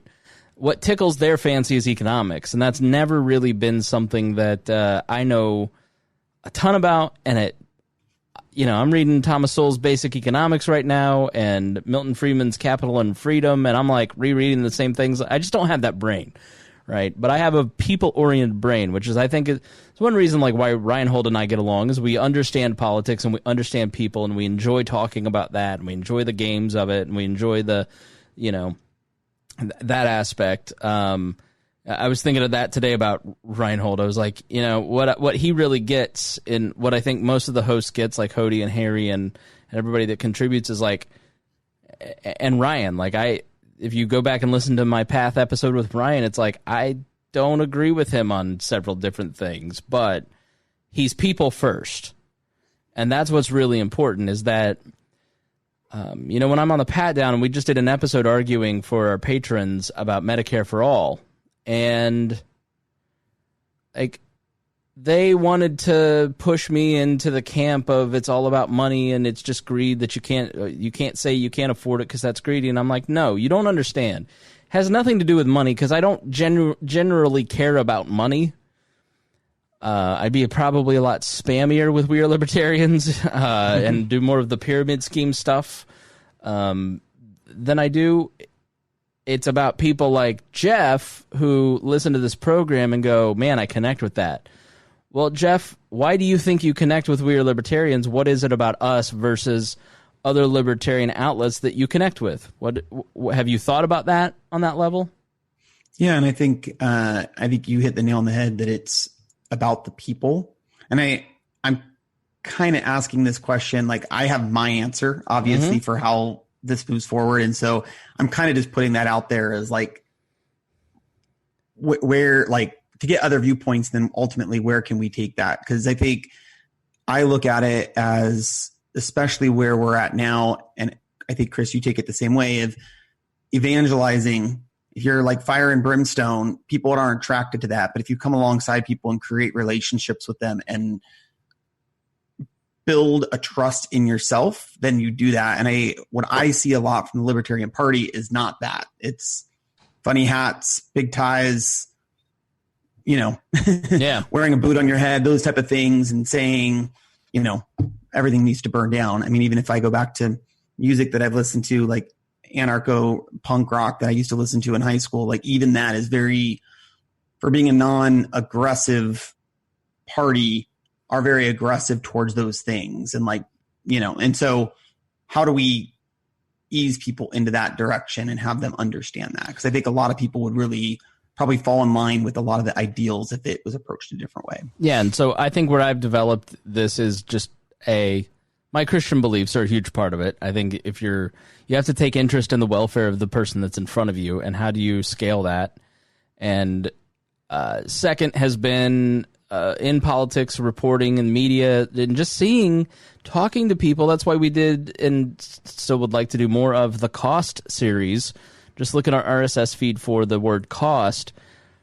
Once you hear how people are affected by public policy in a significant way, you go, this is not empathetic, this is not caring, this is not loving, it's cruel, and it's harsh, and it takes a lot of money to fight it, unlike in a free society, in a free market.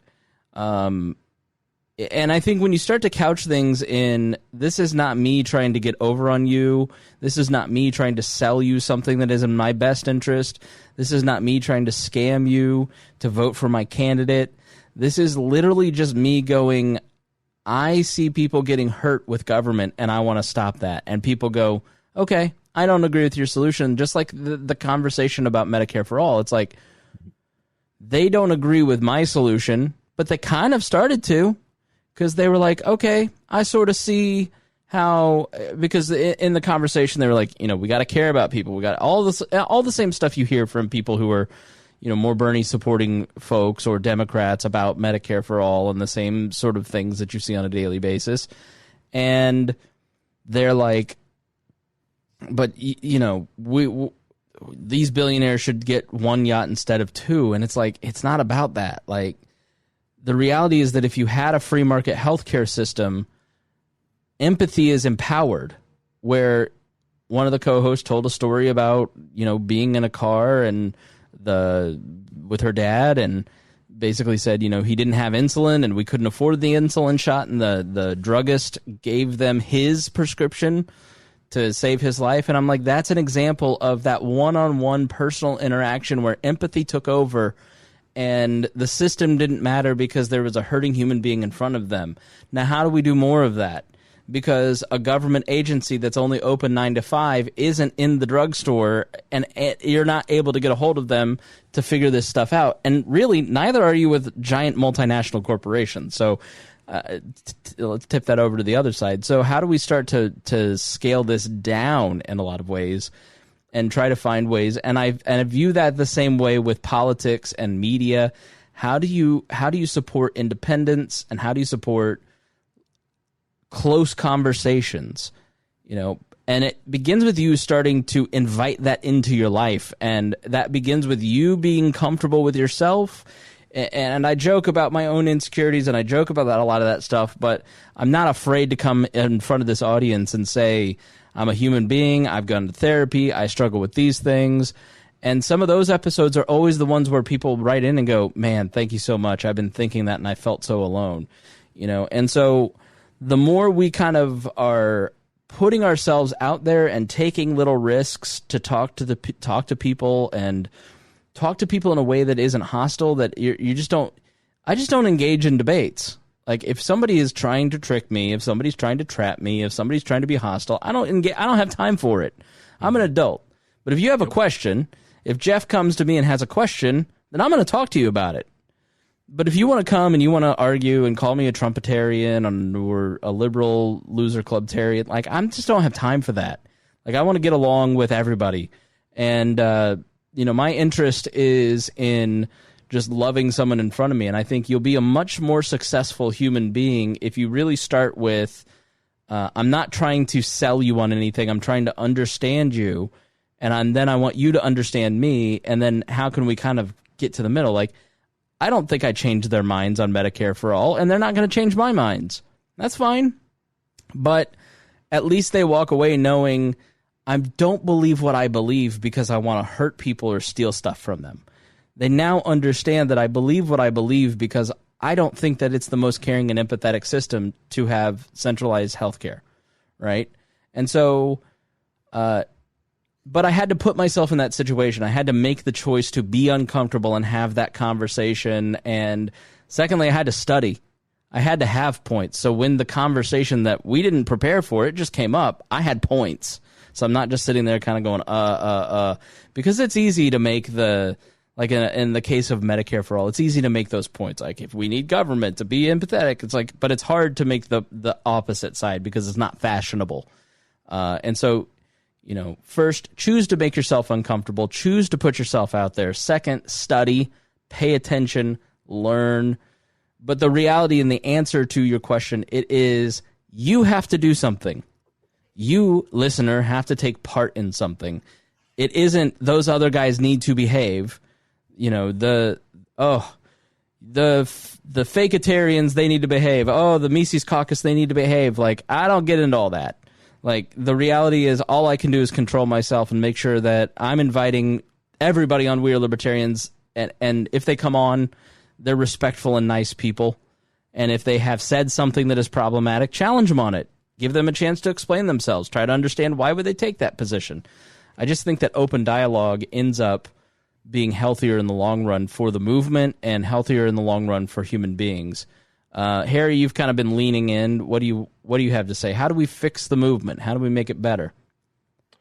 Well, I know one thing that will not fix the movement. That is what violence. Violence is always just going to draw people apart, so like that. So a lot of the big igloo memes, while they be funny, no one really wants that. And poking that and making that come on, that's just going to draw more people away from any type of movement. Now, to be funny, I laugh at those jokes and created some of those memes, but as I always know that violence is never the answer. So I think remaining peaceful, trying to, what Spangle said is just trying to talk with people and give someone a reason to join up and actually be, and for once, just trying to form a sense of community. We, on Friday nights for Liberty and Chill, where myself and a group of walnuts, we slowly but surely have been, talking to like just hardcore card carrying socialists who come every Friday to our events, and we talk. We talk about they understand our point of view, we understand theirs. They, even some things where they've brought up where they've got like, this is a hard belief that they have. And I explained to them how I believe what they just said is the most racist thing I've ever heard all year. And, and this belief, why do they, and try to figure out why they have these beliefs and these sayings, just because they believe they're doing a right thing for minorities. When I'm basically like, no, that's outright racist because you think so little of it. Right. But I didn't accost him. I didn't attack him, didn't befriend him or kick him from the table. We had this conversation. We had a talk. And I think that's what one thing with a lot of libertarians or people in the liberty space have is as much as we love to talk, we like to, for some reason, like to talk with only our in crowd. And when someone says something that's, unbecoming of our special flavor of liberty, we don't want to talk to them. There's multiple paths to liberty, and it's a good thing. We are competing things of liberty. And it's a great thing. These are beautiful, awesome, amazing things. It's amazing. Like just like with Porkfest, when someone created Forkfest for the weekend prior because they felt something was different at Porkfest. Did they, scoff and try to graft him? No, some people did, but eventually they just embrace each other, and it almost just became its own 2-week festival. It's amazing. So yeah. I think that's. Choosing not to fight. I always have it kind of engaged in the fights, and it's fun, and it's, I'll do the fights if it's pro wrestling. If everybody's kind of in on it, then it's kind of fun. But like I don't do the fights anymore where it's like, serious. I don't have the energy for that. Rhinehold? Thoughts on how we can save the liberty movement? Well, okay, so there's two different things. First, there's the Libertarian Party, and then there's the Libertarian movement. Yeah, absolutely.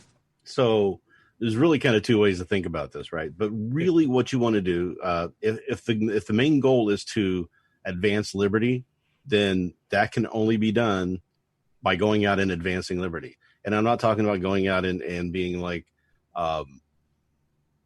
Jehovah's Witnesses and knocking on doors and trying to convert people. It's by going out and doing it. Like if we say that we think that private organizations would run this better or provide health care better, then get together with a bunch of people, start a private organization and go do it. You don't need the government's permission to do that. You don't need to worry about the competition with the government. Just go and do it. And once people see that it's working, they're going to question, why are we paying money, tax money into the system when we've already got it taken care of over here? The great example I've always used is the Underwriters Laboratories, right? So UL is a private organization. They put together sets of standards on how to have electrical equipment, make sure electrical equipment is safe, and everybody submits their stuff to them because people want to buy stuff that's been UL tested. So we don't have a federal organization for electronics like we do the Federal Drug Administration. We don't have the FDA in that area. So we could put together something to start doing something like that to replace the FDA, and eventually the FDA won't be needed anymore. We can do that for education. We can do that for all these different things by going out there and just making that impact and doing it. Then I think that's really the key there, because then people start seeing that it's working. The same thing goes with the party. You still have to have a political party. You still have to try to get involved in government and try to direct government to be at least a little less authoritarian than it is. Yeah. Right. So we want to try and get there, but there's two different ways. There's two different ways of doing it, and the party needs to embrace both. We get into this tired argument about, well, we shouldn't be doing national stuff. We should be focusing on local, and other people saying, no, we have to do national because that's how you get the information out there to the most people. And it's really both. You have to do local races. You have to affect change in your communities, right? That's how you succeed there. But you also have to have the national presence for people to realize that this is a party to be reckoned with. Right now, with everything being so divisive, libertarians are actually the ones making the decisions on who gets elected, right? You have so many close elections now that the 1 or 2 or 3 or 4% that the libertarian person can get can swing an election. So the candidates have to start saying, we need to pay attention to these people and start doing what they want a little bit, right? So that's how you start affecting change that way. And people start seeing that those things that you're calling for start to work. They're going to give you the opportunity to implement that on a larger scale later on. But you have to prove it. You're not going to be able to win an election overnight, go in and just dismantle government that next day. I see that being stated by, like, Kokesh says that on national TV, and everybody laughs at him because that's not going to happen. It's not how it's going to work. So the problem with the Libertarian Party right now is it's still a little bit too small. So you still have a lot of egos that are in there trying to be the big fish in the small pond, and they're doing all they believe that this should be, and they believe with all their heart. And I'm glad that they're there working and fighting for it, but we need more people in there, because once you have more people in there, the quality will rise, the cream will come to the top, and we'll get the better candidates out there for that. Yeah. So that's how you change it. You just keep growing, you keep pushing your ideas, you move forward, and you enact the change that you want to have enacted. Hodey? Can I throw something out real quick? Absolutely. It's your show. And to kind of build off what Rhinehold said, and like kind of the direction where they go with this is, so when you say that, like, I think what I'm looking at is, how do we rein in those candidates without force that are going on national TV and saying, under the libertarian name, if I get elected president tomorrow, I'm going to just rip that whole government down, and we're going to do this, and we're going to do it this way, because to the general public that doesn't work. And then it establishes that name for libertarians, like, and I've had those conversations where I'm like, oh, I'm a libertarian, and they're like, oh, so you just want to rip the whole government apart? And I'm like, well, no, because I think that's a process that we get to. I'm like, oh, I heard this libertarian talking on this national news thing, and that's how they said that they're going to do it. And so how do we rein that in? And obviously we're just, there's two things to that. First of all, the answer to that is, and you've got the Democrats throwing a socialist up there, and you've got the Republicans with Trump. Yeah. So how is this any worse than that? Right. But the second one is just say, hey, libertarian is a widening range of views and thoughts. And you're going to have some people who are kind of fringy and who say things are a little out there. But listen to so I always say libertarian is is, and I've said it before in the podcast tonight, is that it's people have the right to live their lives as they choose, as long as they're not affecting someone else's right to the same. And when you tell somebody that and you say, hey, this is what I believe, and you just give them that straight sentence, 5 times out of 6, they're going to say, yeah, I believe that's what I believe too. All right. But what happens is when you start saying, well, what about this? And applying that to it, they go, well, I think it there, we need to kind of go around it. So, but once you establish that that's the view, which is really an American view, it's what the basis of this government was founded on. It's Jefferson was the one that said this based off what Locke was explaining in his philosophy, right? That's how old this goes back to. In his first inauguration speech, he basically says that exact line, right? So once we agree that should be the philosophy that we filter our politics through, I think a lot of people are more going, okay, I could see that, but you just interpret it a different way, or you see this kind of how this applies a different way to different aspects or different issues. But I mean, I think that's really the only way to do that. You can't tell somebody they can't go on TV and say what they want to say. All you can do is have more voices out there and more better people drowning out those fringes. Yeah, I think we have this conversation all the time in the group chat because it's complicated. Like, libertarians are tied to other libertarians in a way that is unfair compared to Republicans and Democrats. And people have a standard for us that they don't apply to other people. Amy Klobuchar didn't know the name of this Mexican ambassador, and it didn't end her presidential campaign in the way that it ended Gary Johnson's in the mind of many people. You have the James Weeks dancing on stage naked incident brought up to you 150 times a week if you're talking about libertarianism on Facebook. I have just gotten to a point with some of that stuff where I just, not hostily, but I push back and I just say, are you a mental midget? All right, maybe that's hostile.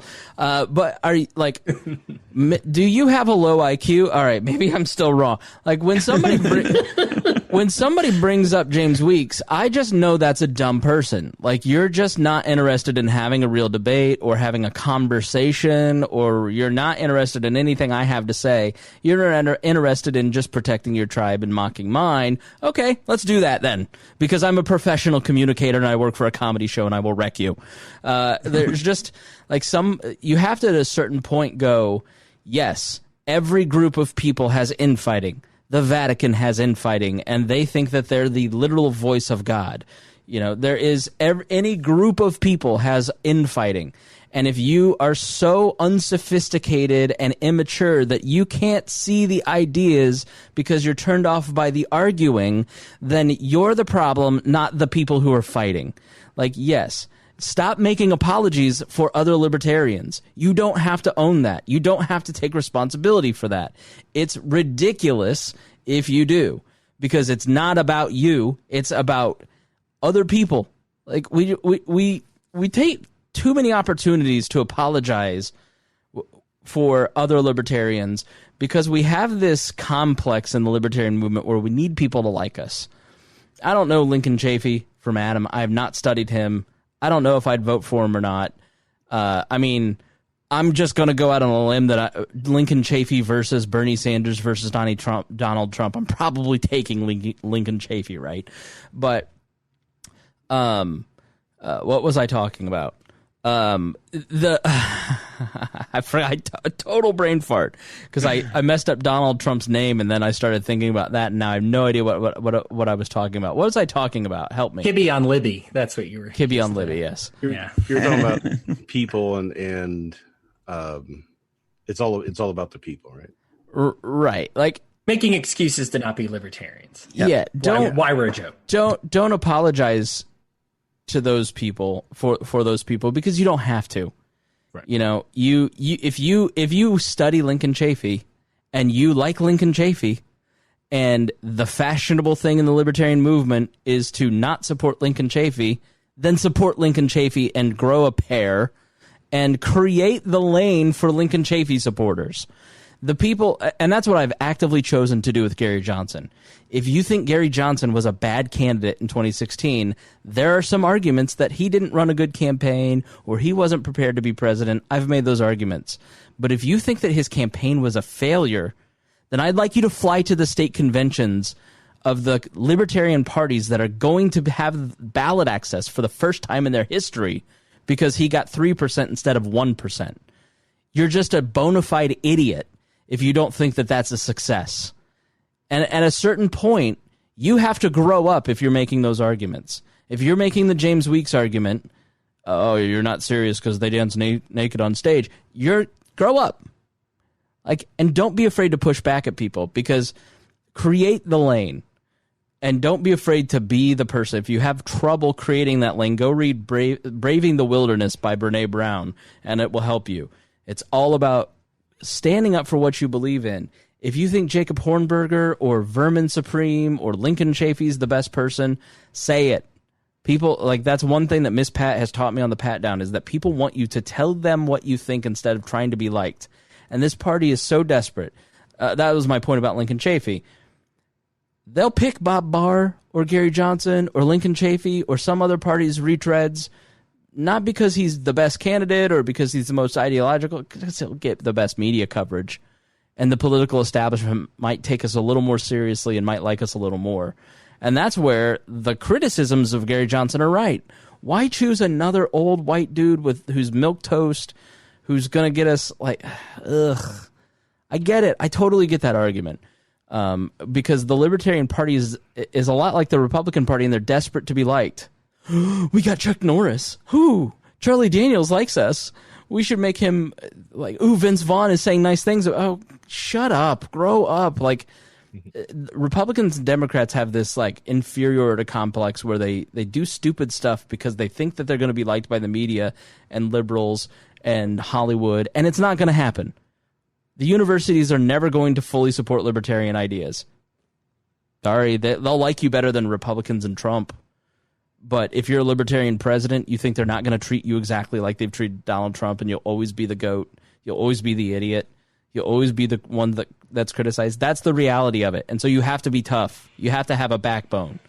And libertarians don't actually have a backbone a lot of times. So I think there needs to be some maturity in the movement. There's a big problem in the movement where we chase competent people out and people who have any kind of knowledge and experience.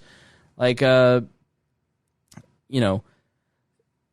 a lot of people come in and go, I'm going to raise money and I'm going to promote the party and I'm not leaving and I promise, and they never do, or they get driven out. And a lot of those people do bring some good institutional knowledge, and there are some people in the party who chase out the institutional knowledge because they want to keep it a club and not a political party. And that's a very toxic trait, and you have to choose not to participate in it. So I think there's a fine line that we're constantly talking about, Rhinehold and I specifically, where, if you see white ethno-nationalism or a catering towards racists in the movement, do you not shine a light on that, or do you shine a light on it and say, we don't stand for this? I tend to take the tack that if you starve the attention, it's not going to gain attention. But once you start to push on that and start talking about it all the time, the people who are going to exploit the lowest common denominator are going to use you to grow their movement. So I'd rather just not talk about it. And is that cowardly? No, I think cowardly is sucking up to it. I don't think Rhinehold agrees with me. I think Rhinehold looks at it and goes, no, we should absolutely take the opposite stand. We shouldn't be recruiting the alt-right. And, I find Rhinehold's opinion more divisive than mine. But Rhinehold, you have a very rational reason for why you think, listen, I support the people who are going out there and taking on podcast hosts or writers who are talking to or cuddling up, like Stefan Molyneux. Let's use him as the example. We've always kind of known who that guy is. He's just saying the quiet parts out loud now. And I'm of the mind that you don't need to tell me that who Stefan Molyneux is. I already knew. But when you try to tell me who Stefan Molyneux is, all it does is just piss everybody off and bring attention to Stefan. but you're like, hey, we got to talk about it.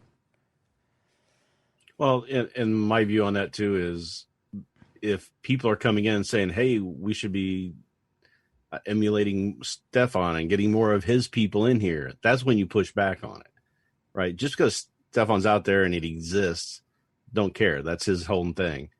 He can call himself whatever he wants to call himself. We know what he is.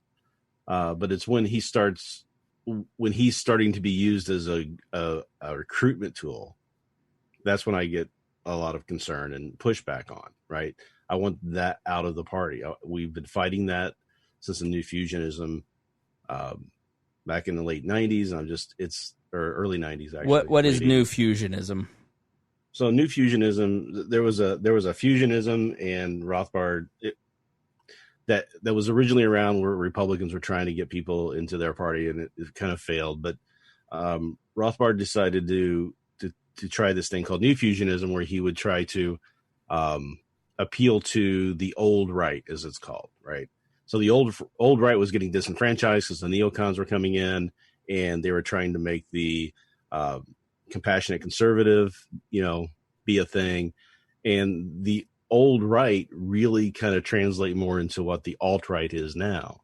So they would use dog whistles and language that would appeal to them without being overtly in the face saying, hey, we want you guys to come over. When you say old right, is that like John Birch Society or Pat Buchanan, or like who? Pat Buchanan was actually the person that they tried to run. That Rothbard and Ron Paul and Lew Rockwell pushed and backed Buchanan for the election in '92. That's kind of when that fusionism started in like the late '80s, where he got this idea, and then they pushed it and tried to implement it in '92 with Buchanan. Right. So it was kind of a calling out to the alt-right, nationalism, that sort of thing. It was trying to call those people over and saying, hey, you have a home here. And that's caused so many problems in the last 30 years because of it. It's not something I don't know if we're ever going to get rid of. And it's a taint on what we believe and what we're trying to push. But there are people who are trying to defend that those people should be involved. But if somebody believes in individualism and shares our values and isn't a foreign policy hawk, like, how's that different than a libertarian belief? Well, first of all, it's the exact opposite of individualism, right? Plus, it's an insidious belief, right? So it's not like a good faith. But which belief are you talking about? The belief in like racial nationalism. Okay, so Stefan Molyneux and his belief that white people are superior, basically. Like he doesn't say it directly, but he's getting pretty comfy with that. No, he says idea. it directly that it's not that the white people are superior; it's that the black people are superior. Right? That's his goal, based off the IQ and the bell curve and all this other stuff. It's been debunked and proven wrong so many times, but everybody goes, right. People like Dave Smith goes, but the science is there. And it's like, no, Dave, no, you're so the fact is racism, bigotry of any kind is just collectivism. Right. Yeah. And so is kind of nationalism too, right? Of course. Nationalism is a collectivist type of view. Just it's authoritarian. It's collectivism. It's the same as it's on par with communism and socialism, where it's collectivist and authoritarian. You have the same on the nationalism side, right? So I don't know why we would, people say you either have to be one or the other. I'm like, no, there's a third way, guys. It's individualism. It's what we are fighting for. It's what the party exists for. So why would we try to change what we are just to try to get some old racist guys to come in and support us? So, Jeff, have you ever heard of Stefan Molyneux? I have not. All right. So, see, that's my argument, Rhinehold, is that you don't even need to mention Stefan Molyneux because Jeff's never heard of him. He's listened to We Are Libertarians for 6 months. He's like, I'm happy. I'm satisfied. I know libertarianism now because I've got the best libertarian podcast in the universe that I'm listening to. But what happens when he develops further and starts talking to people on social media and somebody says, this Stefan guy, he's an ANCAP. You should listen to what he has to say, and gives them the tame stuff, right? And gets them saying, "Oh yeah, this Todd guy's doing good." You know, I agree my with argument is here. that Jeff is an adult and will probably listen to it and go, "Yeah, no, thank you." He'll probably kick out the. That's not how propaganda happens in a way that subverts that, right? So, yeah, I think that a lot of people would say, "No, not for me." But there are people who can get twisted into that mindset, into that view, slowly through that propaganda path. Propaganda only works in a communal environment. And so if you have somebody like Jeff who's listening to this program, who's encouraging him to think independently, but isn't, I mean, you have no idea how every day you motherfuckers fact check me. Not just the audience, but the people in our group. Hodey, it's all the time, isn't it? Yeah, my life's a daily. I just got done listening to the Swamp episode, and I got some fact checking to talk about. Right, it's just constant, right?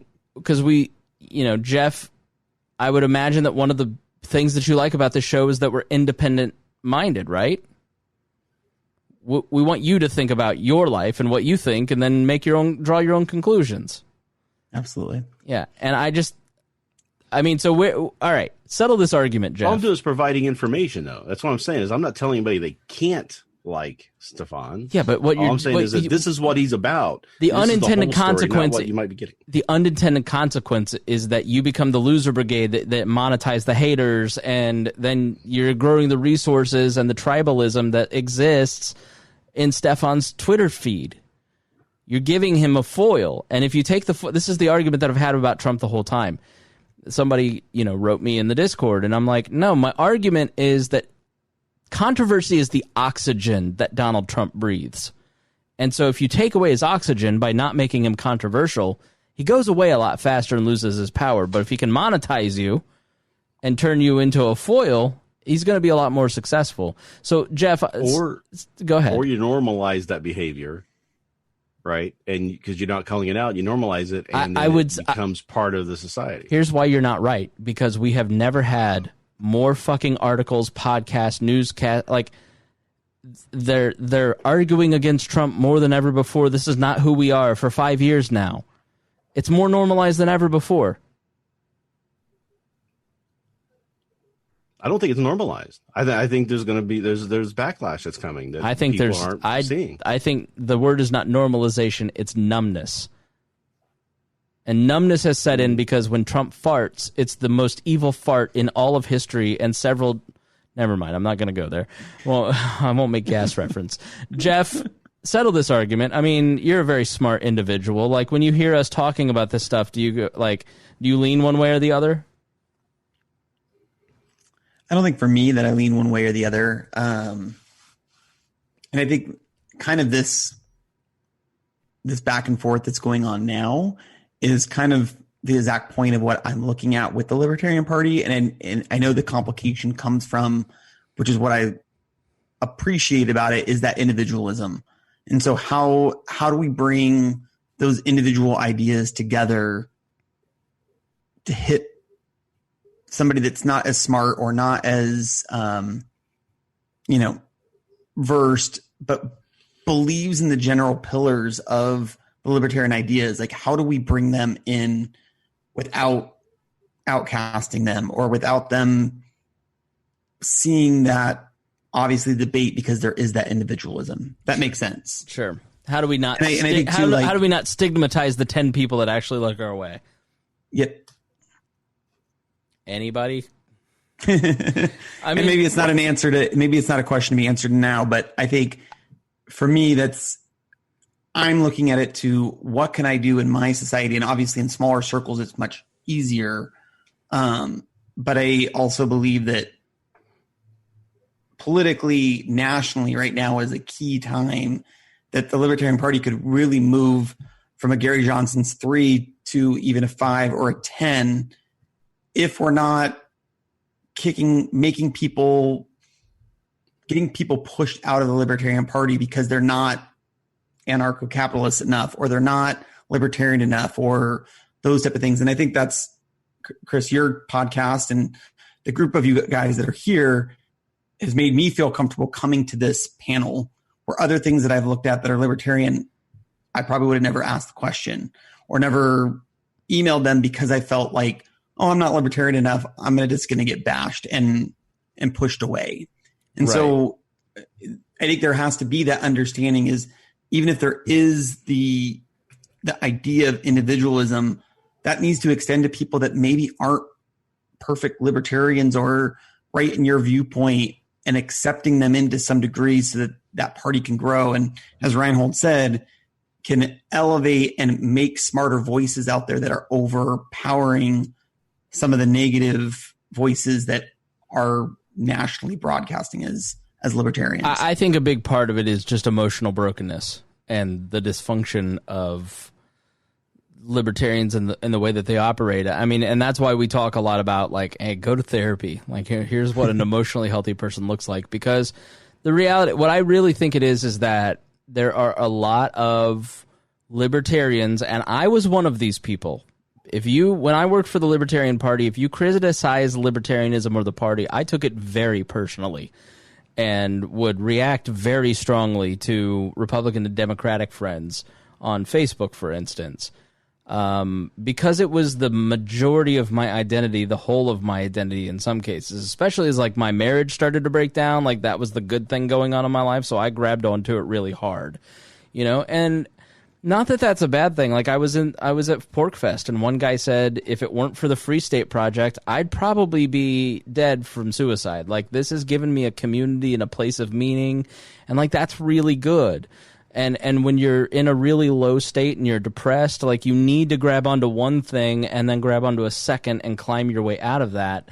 But I think when you function as a person who you just can't have one singular identity. You can't. If you find yourself reacting strongly to people criticizing your political opinions, it's a bit of an idol. It's a bit of something that you need to probably loosen your grip on and find some other avenues to kind of identify yourself. Like I'm a libertarian, but I'm a podcaster. I'm part of several social circles. Like as my life has gotten emotionally healthier, my reaction to a lot of this stuff has been less strong. And I think that is something that I've tried to impart to our audience, in that this is one part of your belief system. It's an important part, but have other parts too, because once you diversify your emotional banks, Harry and I have talked a lot about this, then you become a stronger person, because what you see is a strong reaction by guys who don't have a lot going on in their lives. And so because your ignorance shown in an innocent question combined with the knee-jerk brain functioning of social media, it creates a very unwelcome environment. And so one thing that I've intentionally tried to do with We Are Libertarians is Tricia Stewart loves our audience now, because she now sees what I've been saying to her for a long time. Like, there are aspects of the ANCAP movement that are really toxic. And she's like, I've never had more polite, nice emails from people than the We Are Libertarians audience. And it makes me really believe that liberty could thrive because they're nice people like your audience. And I love that. I want our group to be a group that welcomes women, encourages female participation. And a big part of what I think libertarians have to think about is media representation.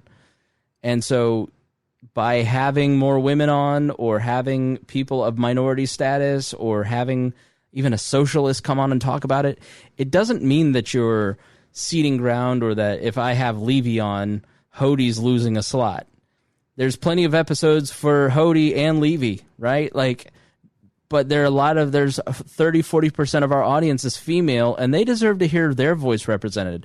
Harry has been an incredibly important part, because Harry, you play a key role for media representation, and I don't want to talk about the elephant in the room, but it's the fact that you're a giant fucking nerd, and I have no idea what you're ever talking about. Yeah. And then the worst part about it, I get that at work. I work in IT, and even then they're like, all right, Harry, bring it down. Come on. We get it. You love waifus. But what it hit home for me, Harry, when you started coming on weekly on the Tuesday night show, You know, Greg and I were very similar on the Thursday night show, and we had a lot of similar beliefs, and there wasn't, you know, and then when you came on and you started talking, I just kind of looked at you and go, like, dude, our audience doesn't want to hear about this tech stuff, or they don't want to hear about the anime. They don't want to hear about your Japanese cartoons. I was so wrong. And you were so right in saying, I'm going to start a Discord. Trust me. We're going to get into gaming. Trust me. Like, you have taught me, listen, you don't need everybody to fit your personality for the show to work. You need to let other people kind of flourish and let their personality shine, because I saw the audience grab onto you in a way that they often don't grab onto me, even because you represent what they're interested in, you know? And it's that you're a giant nerd that really, you bring diversity to this program. It has nothing to do with your skin color. Yeah. Well, yeah, it's just because that's what my interests are. It is the tech stuff. And it's those techie, like, libertarians. I really wish we could get more like some of the medical nerds that are in libertarian space. Those are guys really cool and wacky, but they're like nerdy in their own right. Like zip poppers or what? Nurses? No, like the people who are like nurses, like libertarian nurses and doctors and stuff like that. People in the medical space. And I don't know if I could handle hanging out with a bunch of libertarian nurses. When I dated, if you saw they were a nurse, you swipe right hard. Mm. Nurses are fun and ready to party. Okay, I was gonna say, like, does right mean good or left mean good? Right means good. Yeah. Right. Okay. Yeah. All right. If you saw yoga, Pilates instructor, nurse. You swiped. You were like, I know this isn't going to last. Teachers too. Teachers, you have your fair share of fun in you. Go ahead, Harry. I was going to say once, Jeff, like, if you listen to some of the earlier ones, you'll hear me talk about libertarianism and my, touching of it, because until I really started messing with the wall audience, even back then, honestly, I thought most libertarians were assholes. I'm not talking to them, It's like, it was like that, and really hard to drop a Republican label, because it was just like, it wasn't like their beliefs, it's just like their connotation of being called, like, no, they're all assholes and mean assholes. I love the things that they're putting down, but they're just complete assholes. Right. But being with the wall audience and doing all that, that's like, wow, these are some actually nice people. They're not all assholes. Oh my God, look, there's other people out here. But just like the news report of every time the news is out there for any shooting, natural disaster, tornado, or brush fire, they're going to find the best person of your community to put in front of a microphone and let them talk. Mm-hmm. Then he's like, oh, this fine young citizen right here in the suit, let's let them talk. So ours would basically be James Neese. Yeah.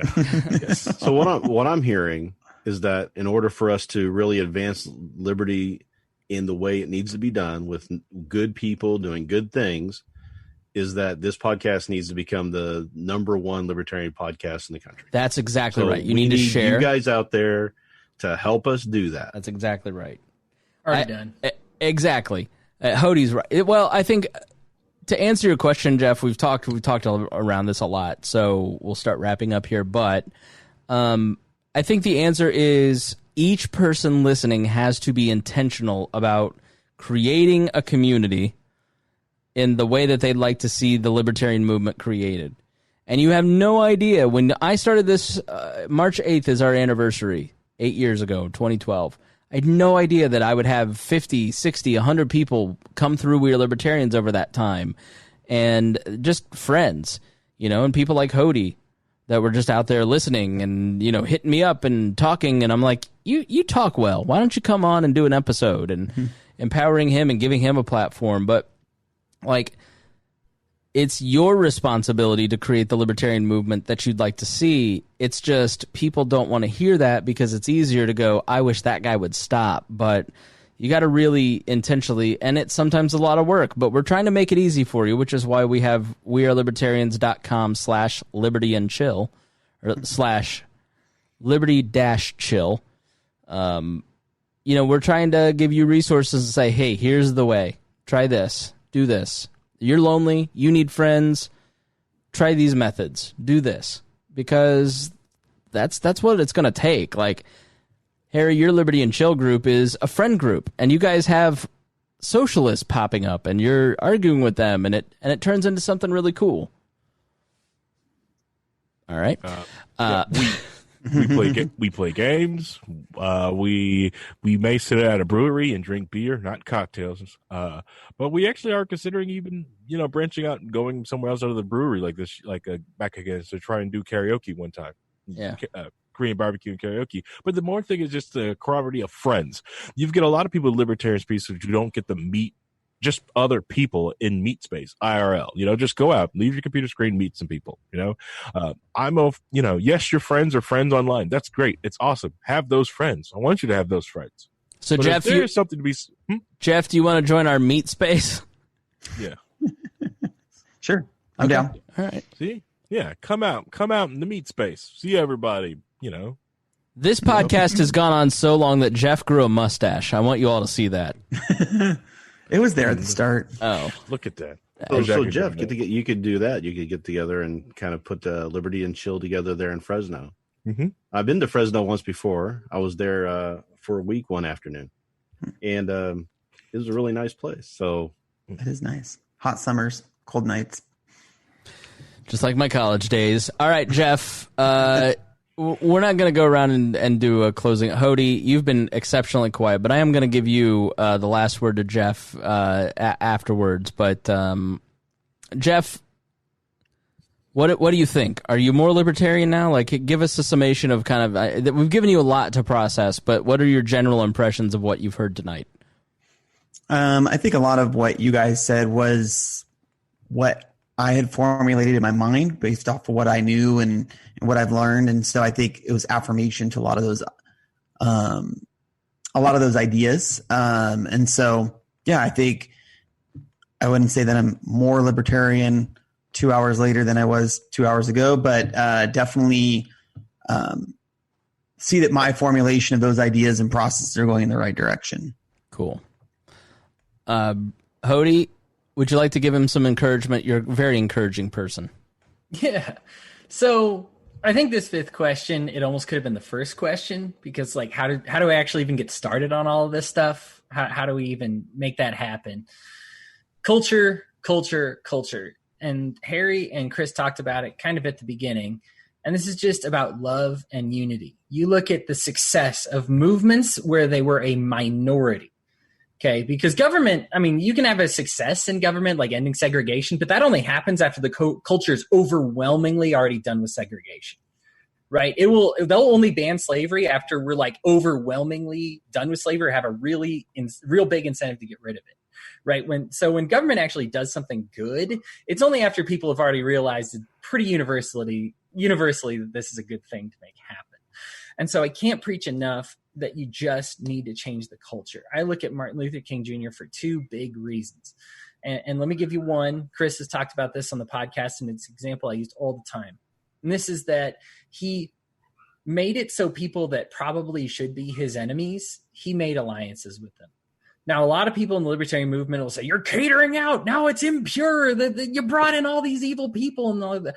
What Martin Luther King Jr. did is he found the racists, because that was still the bulk of the country that thought black people were inferior to white people, and said, now, okay, maybe you don't want us dating your daughters. Maybe you don't want us riding with you on the bus. Okay. Are you okay with it, though, when your police sick the German shepherds on these kids? And made them say no. And found a point where they say, okay, you know what? I'm not ready for this whole liberty thing yet, but I am ready for that. I'm ready for that to stop. I'm ready for them to stop turning fire hoses on your kids. And you know what? That just gets the ball rolling. Because then what's the next step? Oh, you know what? Maybe it's okay if we get educated in the same place too. Oh, you know what? Maybe drinking out of the same drinking fountain isn't such a big deal. Oh, you know what? Maybe it is okay if you date my daughter, because you're a human being.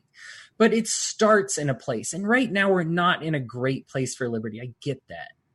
All right. But it starts someplace. And so what do we do? What we do is we mimic these successful movements that have come before us.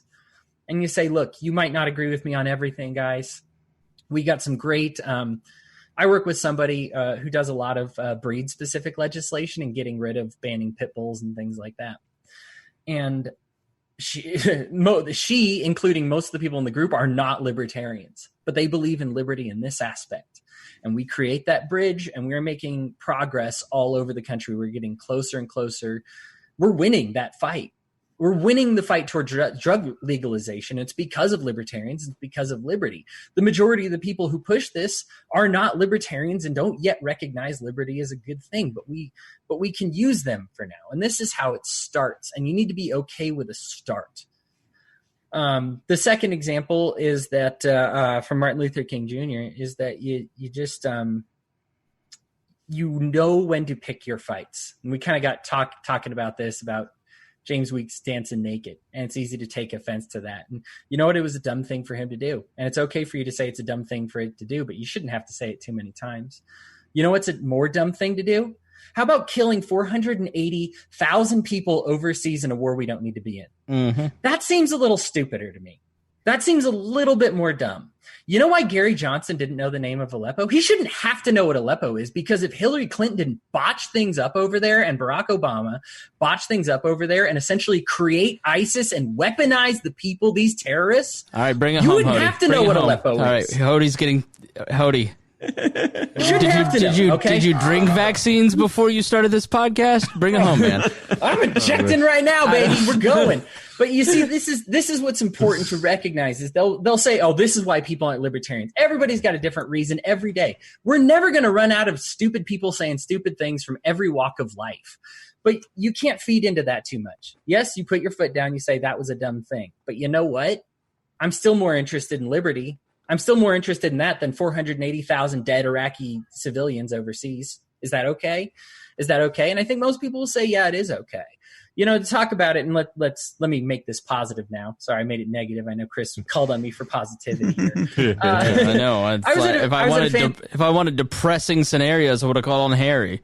Right. But I went to a family reunion a couple of years ago. It was about 40 of us there, and extended family reunion, and we're talking about liberty stuff. And me and my brother were having some disagreements, but my mom stops everybody and she's like, "Hey, real quick, now that we got everybody here, you know, I know they're talking politics. Who here isn't a libertarian?" And there was 2 of us out of the 40.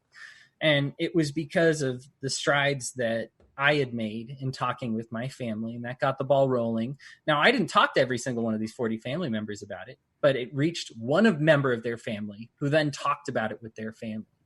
This is how it happens, and it seems slow. God took the Jews and put them 40 years in a wilderness before they were ready for their own nation. Now, we don't have the benefit of any wilderness going on anytime soon. And so this is going to take more than 40 years, and be prepared for that game. This is going to take that kind of time. Podcast, we'll make it more than 40 years, Chris. You hang on, buddy. If you take your vaccinations, you'll be around too in 40 years. I'll make sure of it. This podcast has gone on so long, I've grown a mustache. I'll wrap it up. But here's the thing: is I think you just keep it positive. We focus on unity. You can unite with people that are not necessarily great people about a specific issue. Never dismiss someone's problems. When somebody says, "I'm having this problem," they might have a totally different solution than you. Most of them are government solutions. That's the way we've been raised, and that's okay. But recognize their problem. Be more passionate about their problem, about fixing their problem than they are, not less. Don't choose to dismiss. Choose to accept. Choose to embrace. We already have a tough sales pitch in liberty. Don't make it harder by saying that liberty doesn't care about certain problems. Because the bottom line is we do. We care about all those problems, and it's important to a lot of different people.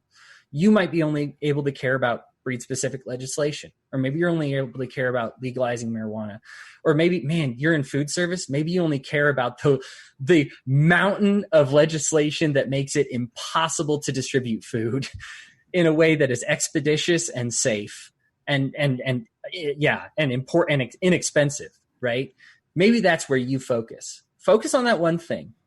The liberty movement can't have you doing everything, but it can have you doing one thing and doing it really well, and it makes a difference to a lot of people.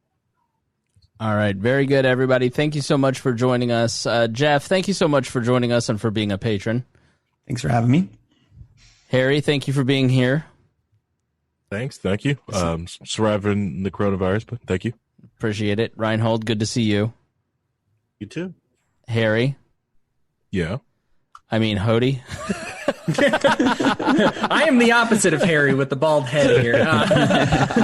No, it's good seeing you too, guys. Always a pleasure to be on. All right. If you want to join the path, if you have some questions, if we didn't answer all your questions, then please send me an email, editor@wearelibertarians.com. Many of you have. I have not responded to everyone, but I have gotten all of your emails, and I thank you so much for writing in. We'll do more of these episodes. These seem to be fairly popular, and people really enjoy them. So we're happy to do it, and we hope that you'll share these and that you'll share with your friends. And we thank you for listening to We Are Libertarians. You guys are the best audience in the whole world. You make this worth doing and worth putting the time in. And we have so much fun talking to you. And we will see you next week. Thank you so much for joining us. We'll talk to you then.